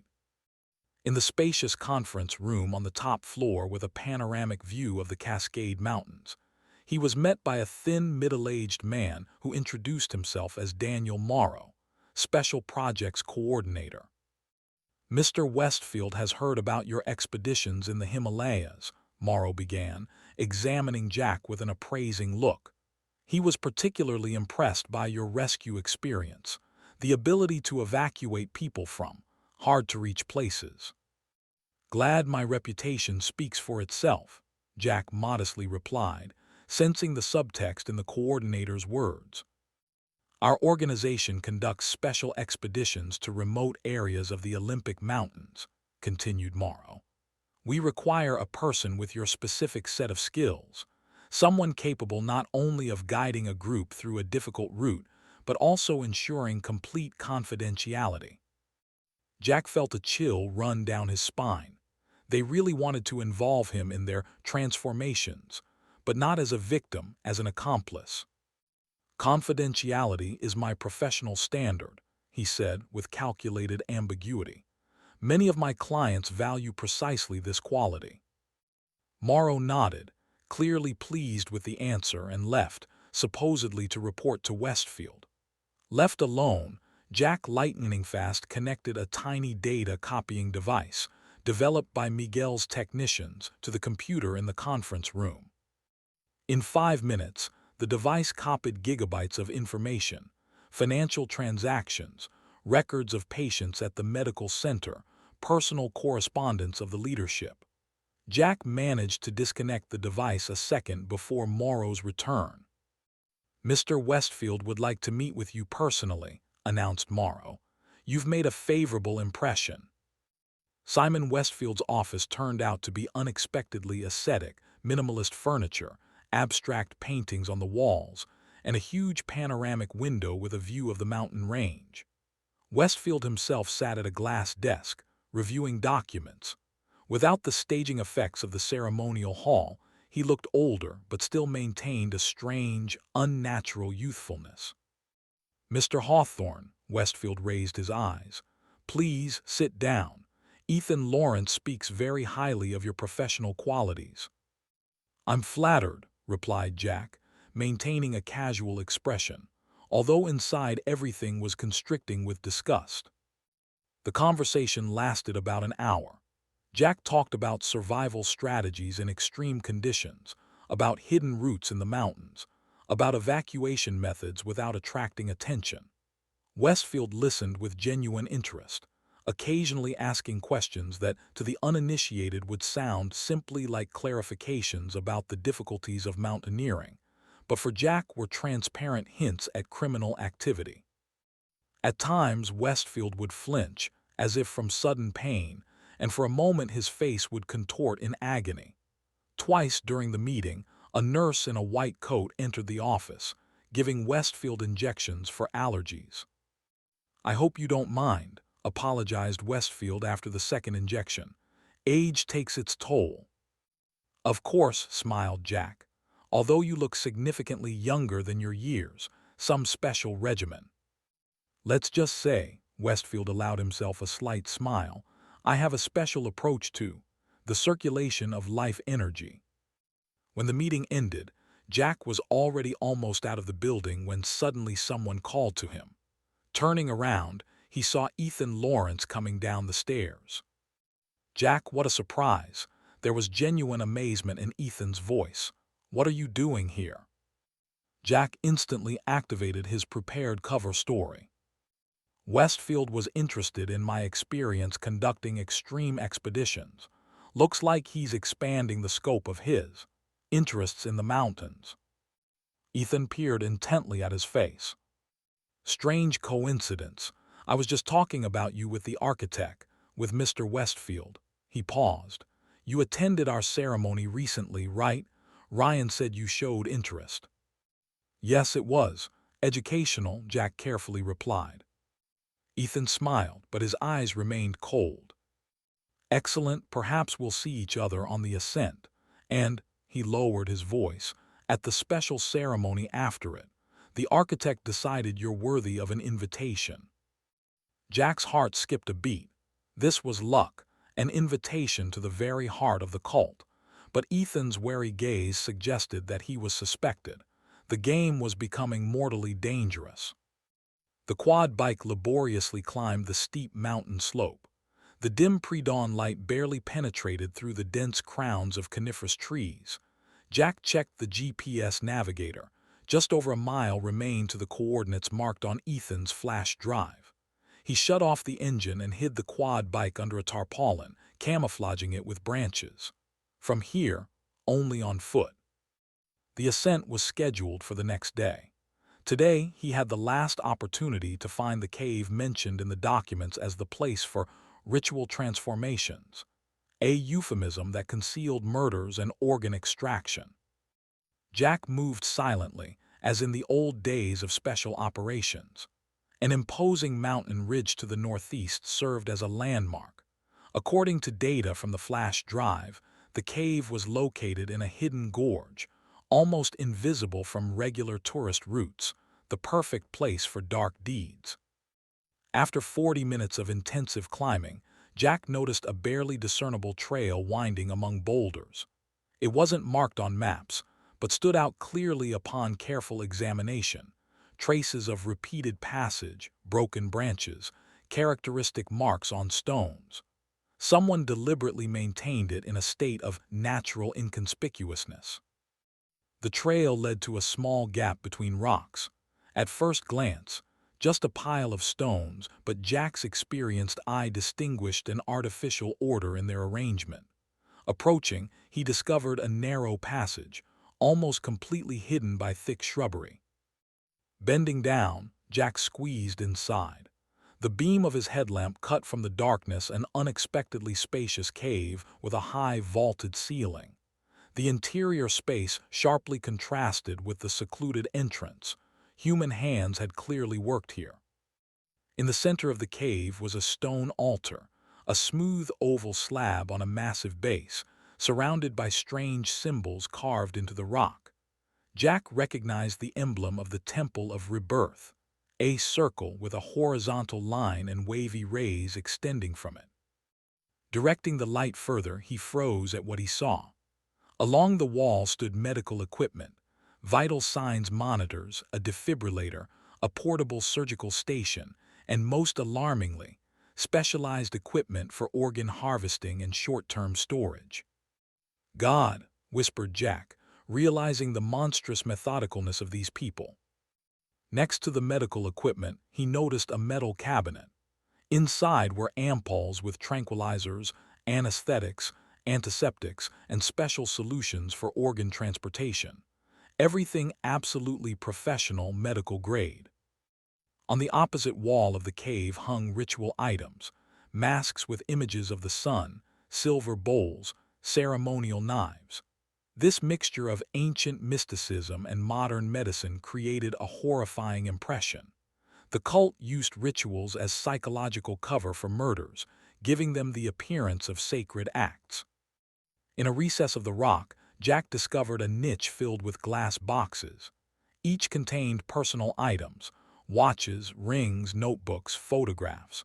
With spine-chilling realization, he understood that he was looking at relics, souvenirs taken from murdered victims.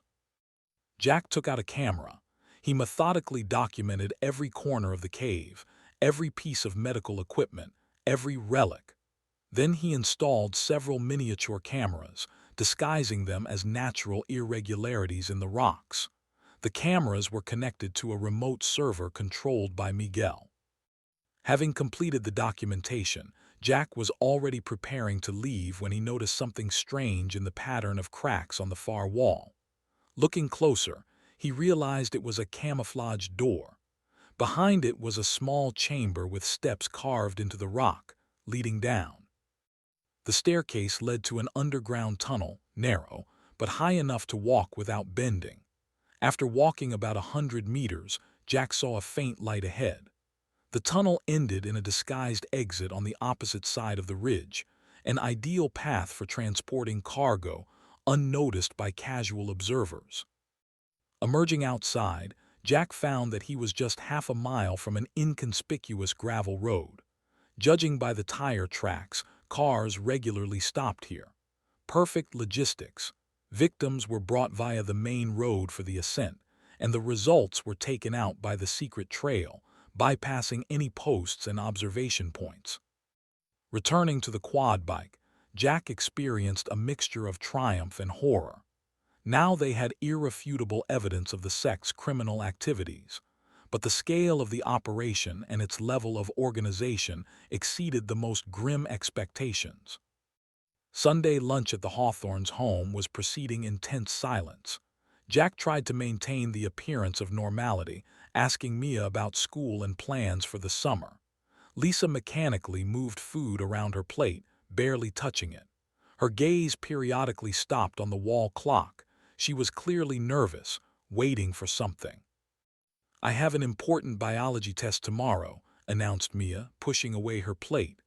"I'll go study some more." Lisa nodded with an absent look. Jack noticed that his daughter looked unusually pale, with shadows under her eyes. This didn't look like ordinary anxiety before a school test. "Is everything all right, honey?" he asked when Lisa left the table to clear the dishes.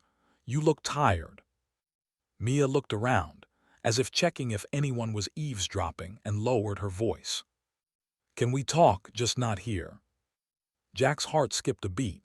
He nodded, trying not to show his agitation. "Let's go for a walk. We'll tell Mom we want to buy ice cream." 20 minutes later, they sat in his SUV, parked by Lake Washington, their special place where they often had heart-to-heart talks after Noah's death. Mia nervously fidgeted with the sleeve of her hoodie, clearly gathering her thoughts. "Did something happen at the ecology club classes?" Jack gently prompted. Mia flinched. "How did you know?" "Father's intuition." He smiled weakly, trying to encourage her. Mia took a deep breath. "Yesterday we were on a hike with Ethan, but not an ordinary hike but a special one. They took us to some cave in the mountains." Jack tensed but tried to maintain a neutral expression. "They conducted some kind of ritual there," continued Mia, her voice trembling. "One of the participants in our group. They said they were preparing him as a vessel. He looked strange, as if pumped with drugs or something. Ethan and other group members conducted some kind of ceremony over him. They talked about preparation for transformation and compatibility testing." Jack gripped the steering wheel to hide the trembling in his hands. "Compatibility with what?" "I don't know exactly," Mia shook her head. "But they were taking blood for analysis, checking blood pressure, doing some injections. It was scary, Dad, especially when they said I had to participate in the readiness assessment." She fell silent, gathering her thoughts. "Then Ethan took me aside and said that soon I would undergo mediator initiation, that Mom is proud of me, and that the unborn child will become a bridge between worlds." Mia raised her eyes, full of tears. "I don't understand what's happening, but I'm scared. This doesn't seem like ecology and spiritual practices. It's something creepy." Jack hugged his daughter, feeling her tremble. Mia pressed against him as she did in childhood. "I'm afraid to tell Mom," she whispered. "She believes so much in this temple and the architect, says it helps her cope with losing Noah, but some things they do." "For example?" Jack carefully asked. Mia pulled away and took out that same worn journal from her backpack. "I write down strange things I notice. Here, look." Jack opened the journal again. On the pages, in Mia's neat handwriting, were recorded observations, questions, doubts. Why did Brian disappear after the ritual? Why are they measuring participants' biometric data? Strange room in the basement of the architect's complex. Looks like an operating room. Ethan was talking on the phone about some vessels and material transportation. The architect gets injections with something that looks like blood. With each entry, Jack more clearly understood. His daughter had not completely succumbed to indoctrination. Inside her was a struggle between the desire to belong to the group, to be special, and the natural sense that something was wrong. "What should I do, Dad?" asked Mia, and in this moment she seemed quite small. "I'm afraid, but I can't just leave. Mom is there, my friends are there, and if I abruptly break with the temple, what will they do?" Jack carefully chose his words. He couldn't reveal the whole truth to her. It would put her in even greater danger. But leaving her in ignorance was also impossible. "I'll help you," he said firmly. Just promise that you'll be extremely careful, pretend everything is fine. Don't ask too many questions, and most importantly, don't go to any ceremonies without me. Find any excuse but refuse. What about Mom? Anxiety flashed in Mia's eyes. She's changed so much. Sometimes I don't recognize her, and sometimes for a minute I see the former Mom and it seems like she's scared too. Jack remembered the strange, hunted expression that flickered in Lisa's gaze during their dinner. We'll help her too, he promised, though an inner voice whispered that Lisa had gone too far. Just trust me and be very, very careful, especially with Ethan. For the first time in a long time, Mia smiled sincerely. Thank you, Dad. I knew I could count on you. On the way home, Jack secretly sent Miguel an encoded message. Bird ready to leave the cage. This meant that Mia was no longer under the full control of the sect and could be rescued. Now they needed to act, and act quickly, before the cult realized that their heiress was slipping from their clutches.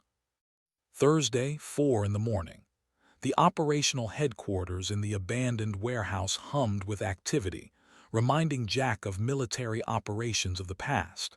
Miguel, who hadn't slept for 2 days, stood at the tactical board, arranging agent positions with a marker. The main problem is synchronization, he was saying, outlining in red the contours of Westfield's mountain base. The VIP ascent starts at 8 in the morning. According to data from the flash drive, the accident is planned for the second day, around noon, in the area of the northern crevice. Dr. Chen laid out on the table psychological profiles of key ascent participants. Among the VIP clients is Tanaka, a Japanese criminal whom the system marked as a transformation. He will transfer money for his death and new identity only after successful staging. She pointed to another photograph. And here is his translator and assistant, Yumi Lee. She's marked as a donor with a rare blood type compatible with Westfield. What about the third target? Asked Jack, studying the route diagram. Blonde man, registered as William Spencer, replied Thompson, the technical analyst. Actually, he's Viktor Ivanov, an international financial fraudster who stole about 300 million from Eastern European pension funds. Miguel thoughtfully rubbed his chin. So that's why they chose this particular time and place.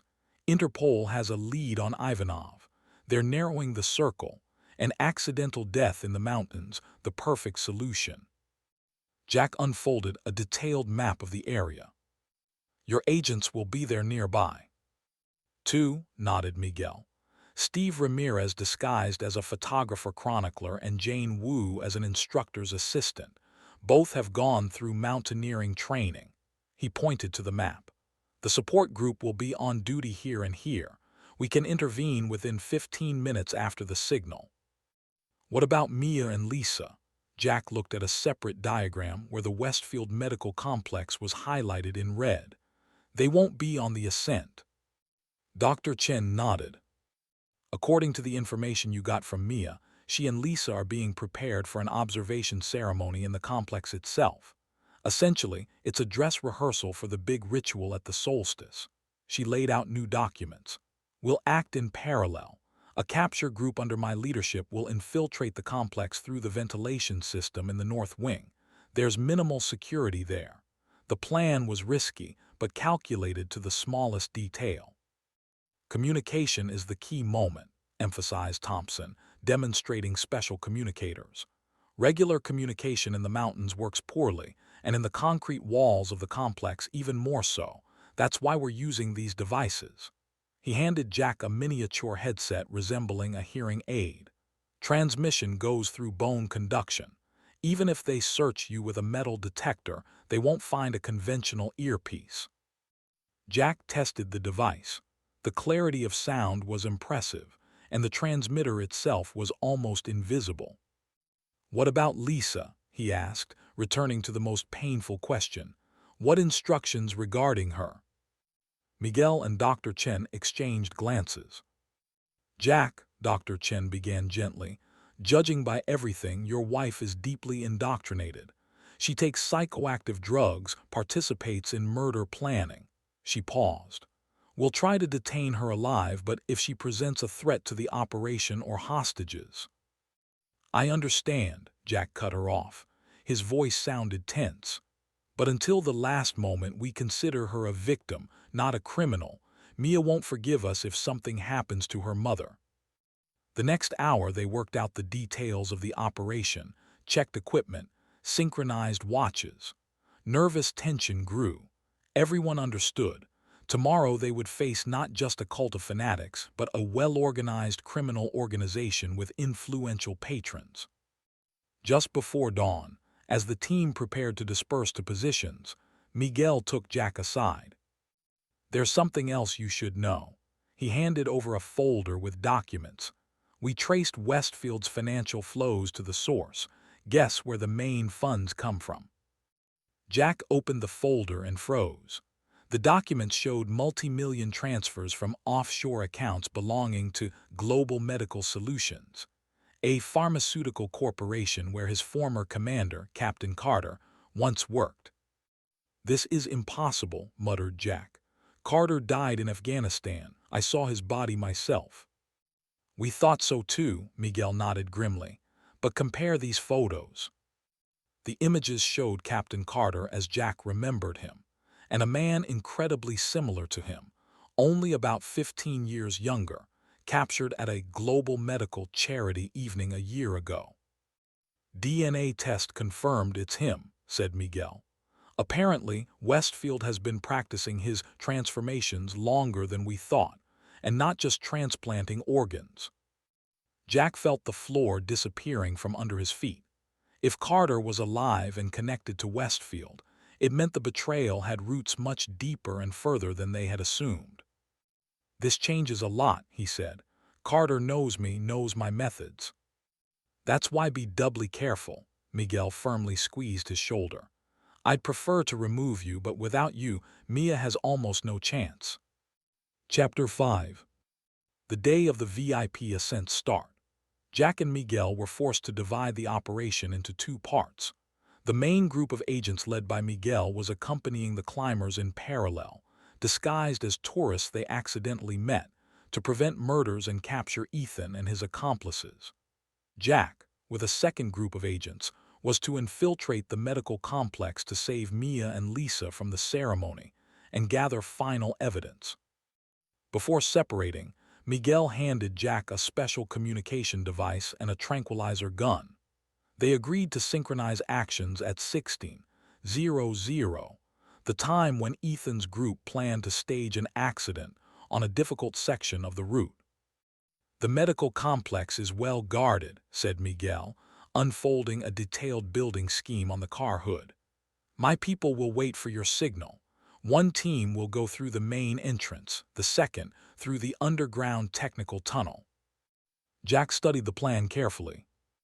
According to information obtained from Ryan, the ceremony should take place in the underground part of the complex. "Here," he pointed to a large room on the third underground level. "This is their ritual hall." "And where might they be keeping Mia and Lisa?" "Most likely in the preparation rooms." Jack pointed to several small rooms next to the hall. "Westfield loves symbolism. He'll want Mia's initiation as a mediator and the ritual over pregnant Lisa to happen close to each other." The agents checked weapons and equipment. Everyone understood that at stake were not only the lives of hostages, but also future victims of the cult. "Remember," said Miguel to his group, "among the cultists are many simply drugged people. Priority, minimizing casualties and neutralizing leadership." At 15:30, both groups moved to positions. Jack, along with 4 FBI agents, approached the medical complex from the northern, less guarded side. The modern building of glass and concrete towered over the forest like an alien object that had landed among wild nature. "According to the plan, we penetrate through the ventilation shaft," whispered Jack. "It should lead us directly to the service areas of the lower level." Using his mountaineering skills, Jack was the first to overcome the security perimeter. Thanks to signal jammers developed by Miguel's technicians, they managed to silently neutralize two guards and penetrate the ventilation system. Meanwhile, Miguel's group had already supposedly accidentally encountered the VIP ascent group as lost tourists and asked to guide them to the marked route, from where they could return on their own.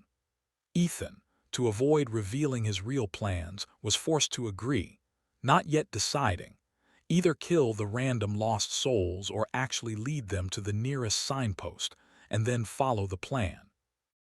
The group included special clients, Japanese businessman Tanaka, who was planned to be transformed into a new identity, and his translator, ideally suited for the role of donor for Westfield. The operation divided. While Miguel controlled the situation in the mountains, Jack made his way to the heart of the sinister complex, where Westfield and his followers were preparing for their perverted rituals. The ventilation shafts of the medical complex turned out to be narrow and intricate. Jack, leading the infiltration group, moved according to a pre-prepared scheme, periodically checking against a compact tablet. Behind him in strict order followed 4 agents, 2 specialists in assault operations, a medic, and a technical expert. "We're approaching the 3rd underground level," whispered Jack. "Motion sensors show activity in the main hall. Looks like the ceremony has already begun." Through the narrow ventilation grills, they observed a strange scene. In the center of a spacious hall, decorated in a mixture of ultra-modern and ritual styles, stood an operating table. Around it, in a semicircle, were people in white clothes. Their monotonous chanting echoed throughout the room. Simon Westfield, dressed in a ceremonial robe, stood elevated on a small podium. His voice, amplified by the hall's acoustics, sounded hypnotic. "Today we will witness a great transformation," he was saying. "The life force will pass from the unworthy to the worthy, from the weak to the strong. Such is the law of nature, such is the path of human evolution." Jack noticed a side door leading to a corridor with preparation rooms. "That's where Lisa and Mia should be." "Diaz, you're with me," he whispered to the assault agent. "The rest control the main hall. On my signal, we begin the operation." They carefully moved through the ventilation to the service corridor. Through the grill, Jack saw Mia. His daughter sat in a small room resembling a medical office. Next to her was a nurse, preparing some kind of injection. Mia looked disoriented but conscious. In the adjacent room, he noticed Lisa lying on a couch. Next to her stood a person in a white coat, checking monitor readings. Apparently, she had already been given some drug. She was in a semi-conscious state. "Main group readiness 3 minutes," Jack whispered into the communicator. "Objects located. I'm going for them." "Understood," responded the voice of the assault group leader. "Preparing smoke bombs and flashbang grenades. Awaiting your signal."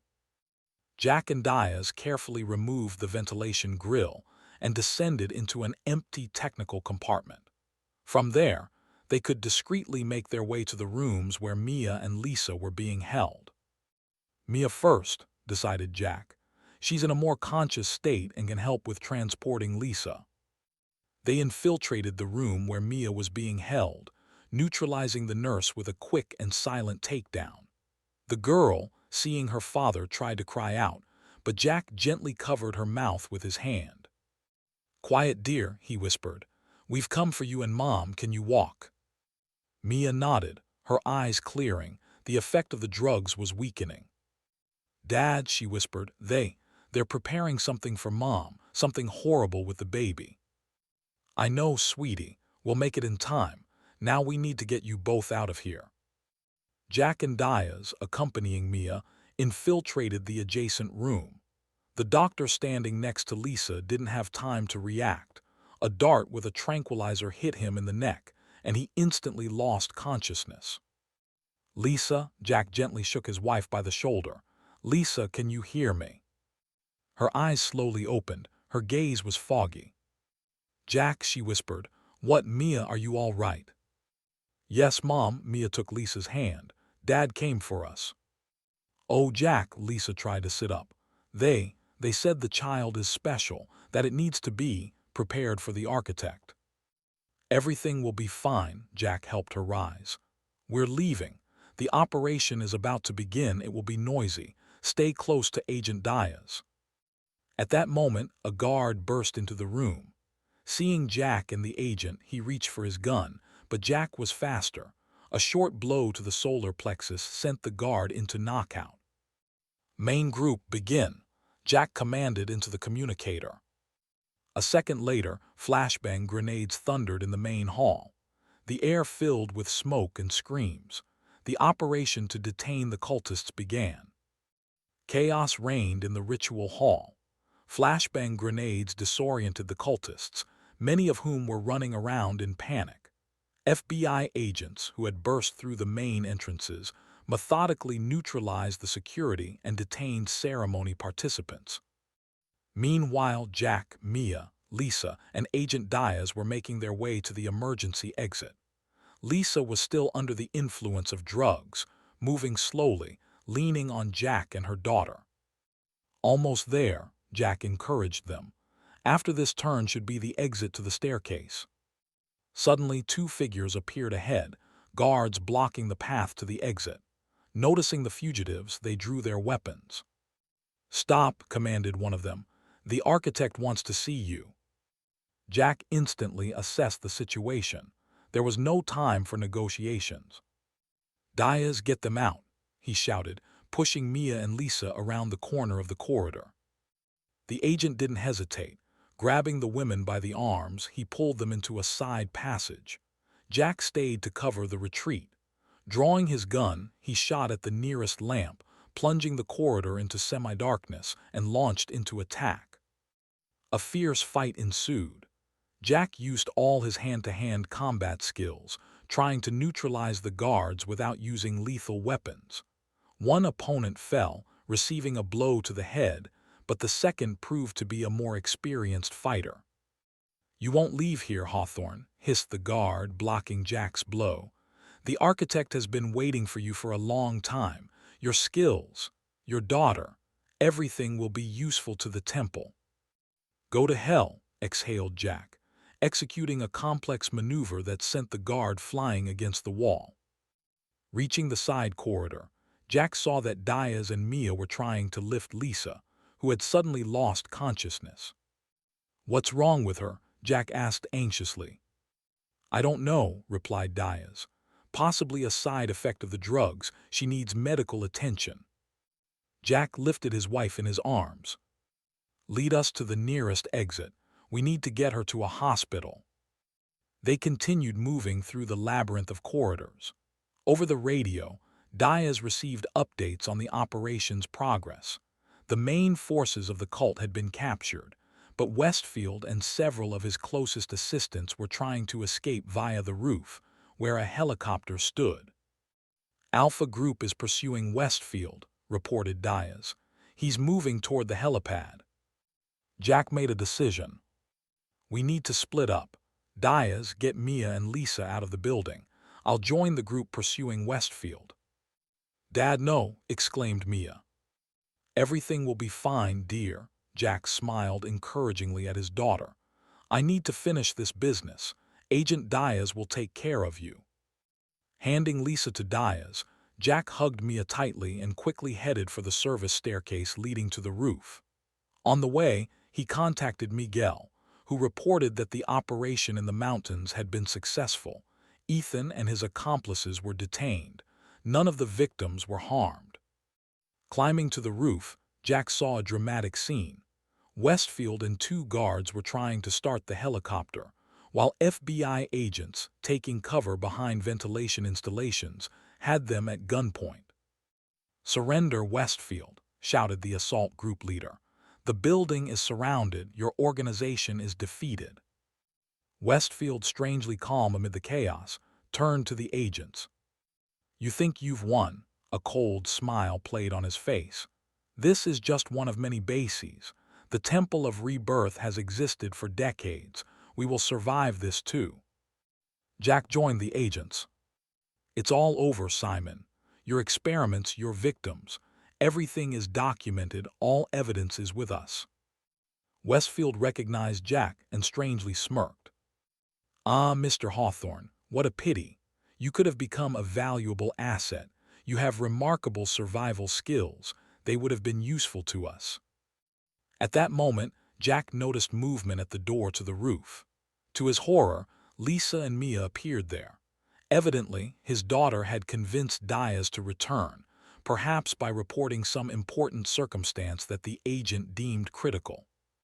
"Mia, Lisa back," shouted Jack, but it was too late. One of Westfield's guards noticed the newcomers and raised his weapon. A firefight broke out. Agents opened fire on the guards, who shot back, hiding behind the helicopter. Jack rushed to his wife and daughter, trying to push them back towards the door. In this chaotic moment, Westfield made a desperate lunge at Mia, apparently deciding to use her as a hostage. Jack intercepted him, bringing him down to the ground. A fierce struggle began. Despite his age, Westfield possessed unexpected strength, the result of his experimental rejuvenation procedures.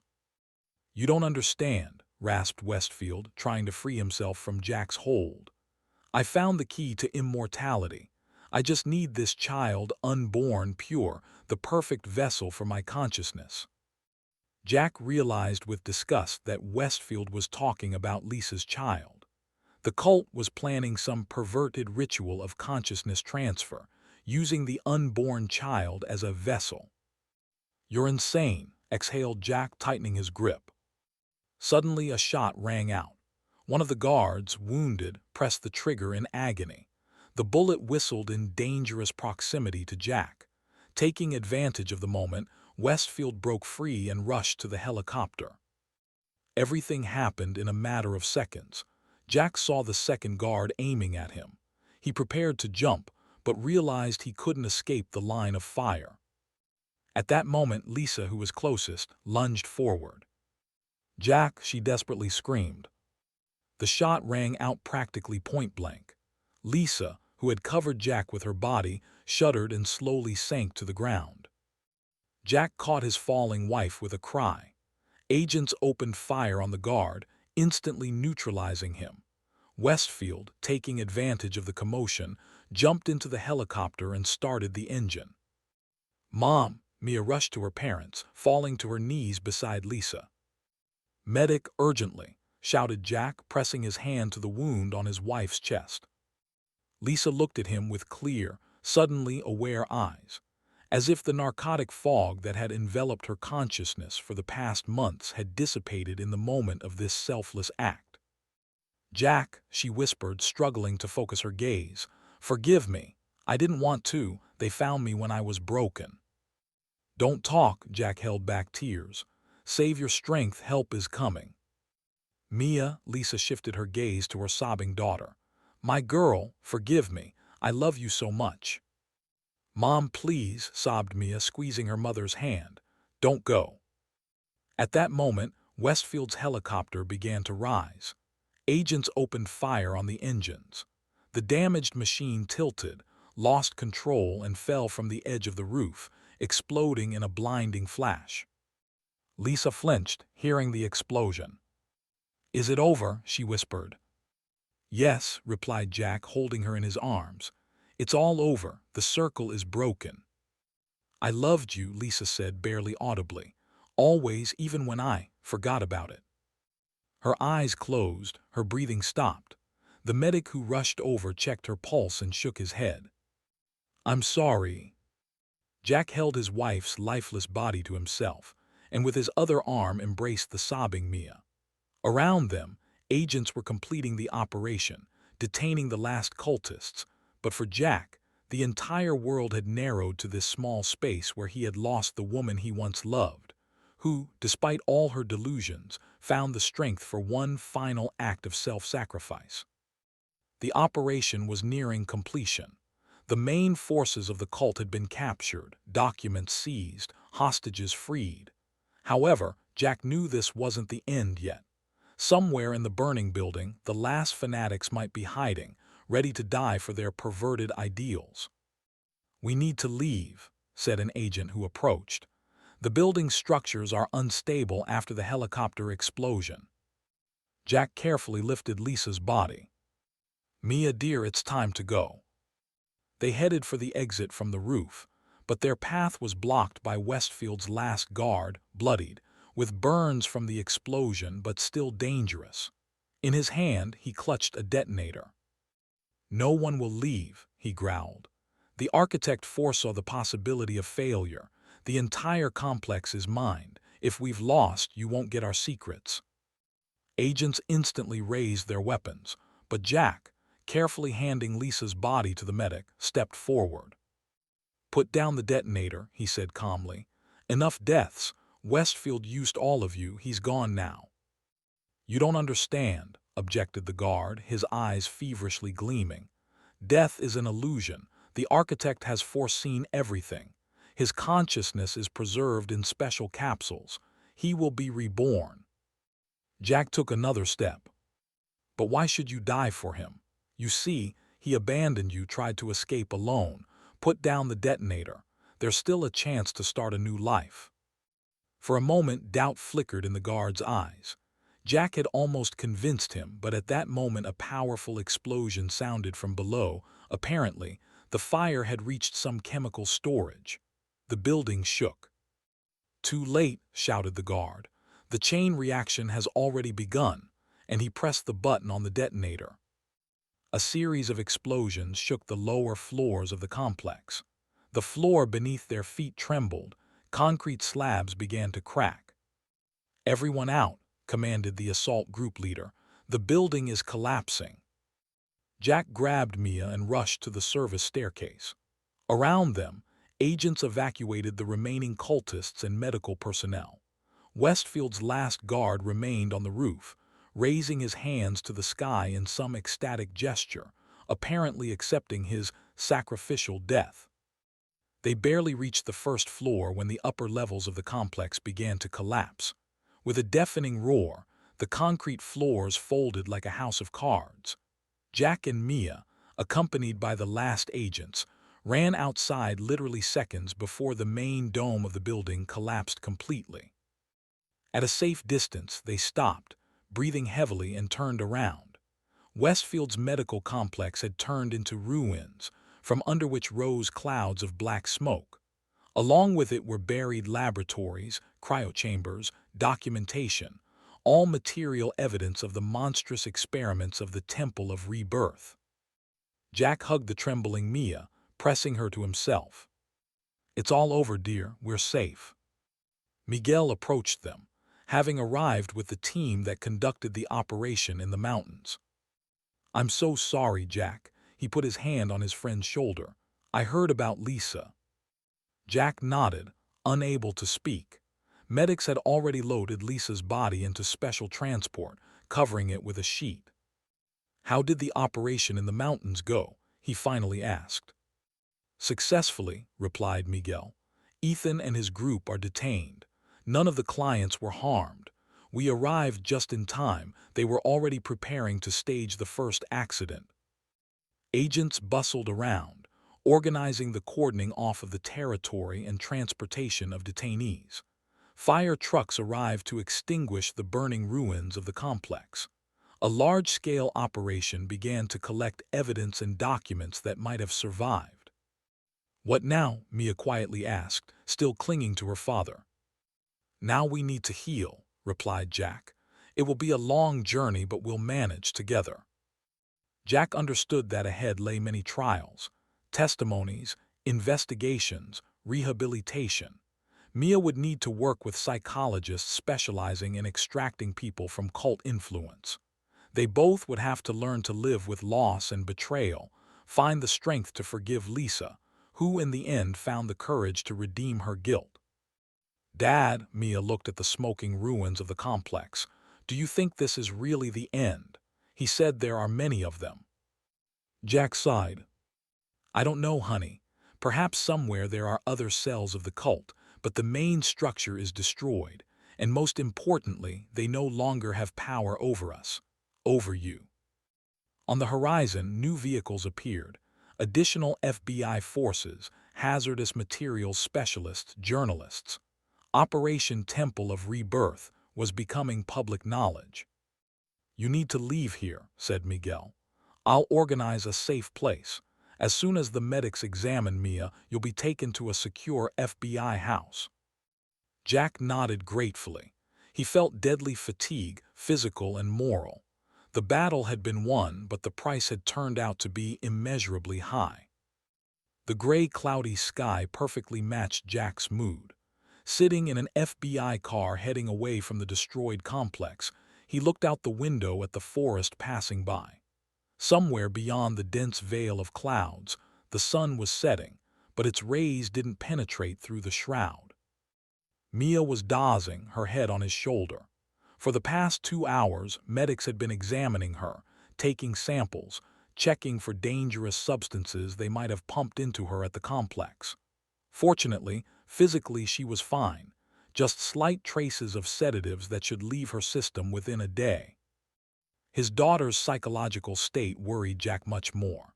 Mia had experienced a severe trauma, her mother's betrayal, immersion in the cult, brainwashing, and finally, witnessing Lisa's death. It would take months, if not years of therapy to help her cope with this experience. Ahead appeared a small town, cozy, provincial, far from large-scale conspiracies and secret cults. Here, 200 miles from Seattle, in a house under FBI protection, they would spend the coming weeks until the main investigation concluded. "We're almost there," said the agent at the wheel. "The house is fully prepared. Security is around the clock but invisible to outsiders." Jack nodded, not taking his eyes from the window. His thoughts wandered between past and future. He tried to understand when exactly he had lost Lisa, on the day of Noah's death. Or later, when he couldn't share her grief, closing himself off in his own. What could he have done differently to protect her from the cult's influence? Mia stirred and opened her eyes. "Are we there yet?" "Almost, dear," Jack stroked her hair. "Just a few more minutes." The car turned onto a quiet street with neat houses behind white fences. They stopped at one of them, with a blue roof and a large porch. "Here's the new home," said the agent. "Temporary, of course." They went inside. The house turned out to be spacious, bright, and fully equipped with everything necessary. A hot dinner awaited them in the kitchen. The bedrooms were neatly made, and new clothes of appropriate sizes hung in the closets. "Call if you need anything else," said the agent, leaving them a special phone. "Security is on duty outside around the clock. Tomorrow a psychologist will come for the first consultation with Mia." When the agent left, Jack and Mia sat in the living room for some time, not saying a word. Loss, grief, relief from rescue, shock from what they had experienced. All these emotions intertwined, finding no outlet in words. "Do you think she knew what she was doing?" Mia finally broke the silence. "At the end when she jumped in front of you?" Jack pondered the answer for a long time. "I think so. I think at that moment she remembered who she really was, remembered that she loves us." Mia nodded, tears flowing down her cheeks. "I'm angry at her and I miss her, and I don't understand, all at the same time." "Me too, dear," Jack admitted. "That's normal. We both need time to sort out our feelings." That night, after putting Mia to bed, Jack sat on the porch for a long time, looking at the stars. For the first time in many days, the sky had cleared, revealing an endless starry expanse. A month ago, his life seemed understandable if not ideal. Work as a mountaineering instructor, tense but stable relationship with his wife, a talented teenage daughter. Now, an abyss of uncertainty opened before him. The wound from losing Lisa was fresh, bleeding. Despite her betrayal, despite the fact that she allowed herself to be used for monstrous purposes, he couldn't cross out the years spent together, the joy of their children's births, shared dreams and plans. And yet, Lisa's final act of self-sacrifice gave him hope. Somewhere deep inside the drugged, zombified shell, the real Lisa remained, the woman he had fallen in love with many years ago. In a critical moment, she found the strength to break free from the cult's control and save his life at the cost of her own. Perhaps, thought Jack, gazing at the twinkling stars, this is what real love is. Not blind devotion, not loud vows, but the ability to return to one's true essence even after the deepest fall. "Good night, Lisa," he whispered into the night sky. "I hope you've finally found peace." From the open window on the second floor came the steady breathing of the sleeping Mia. Ahead lay a long path of healing, but they would walk it together, step by step, day by day. The circle is broken. A new chapter of their life begins. If you enjoyed this story, please support the author with a like, subscribe to the channel, and share your emotions in the comments. Thank you.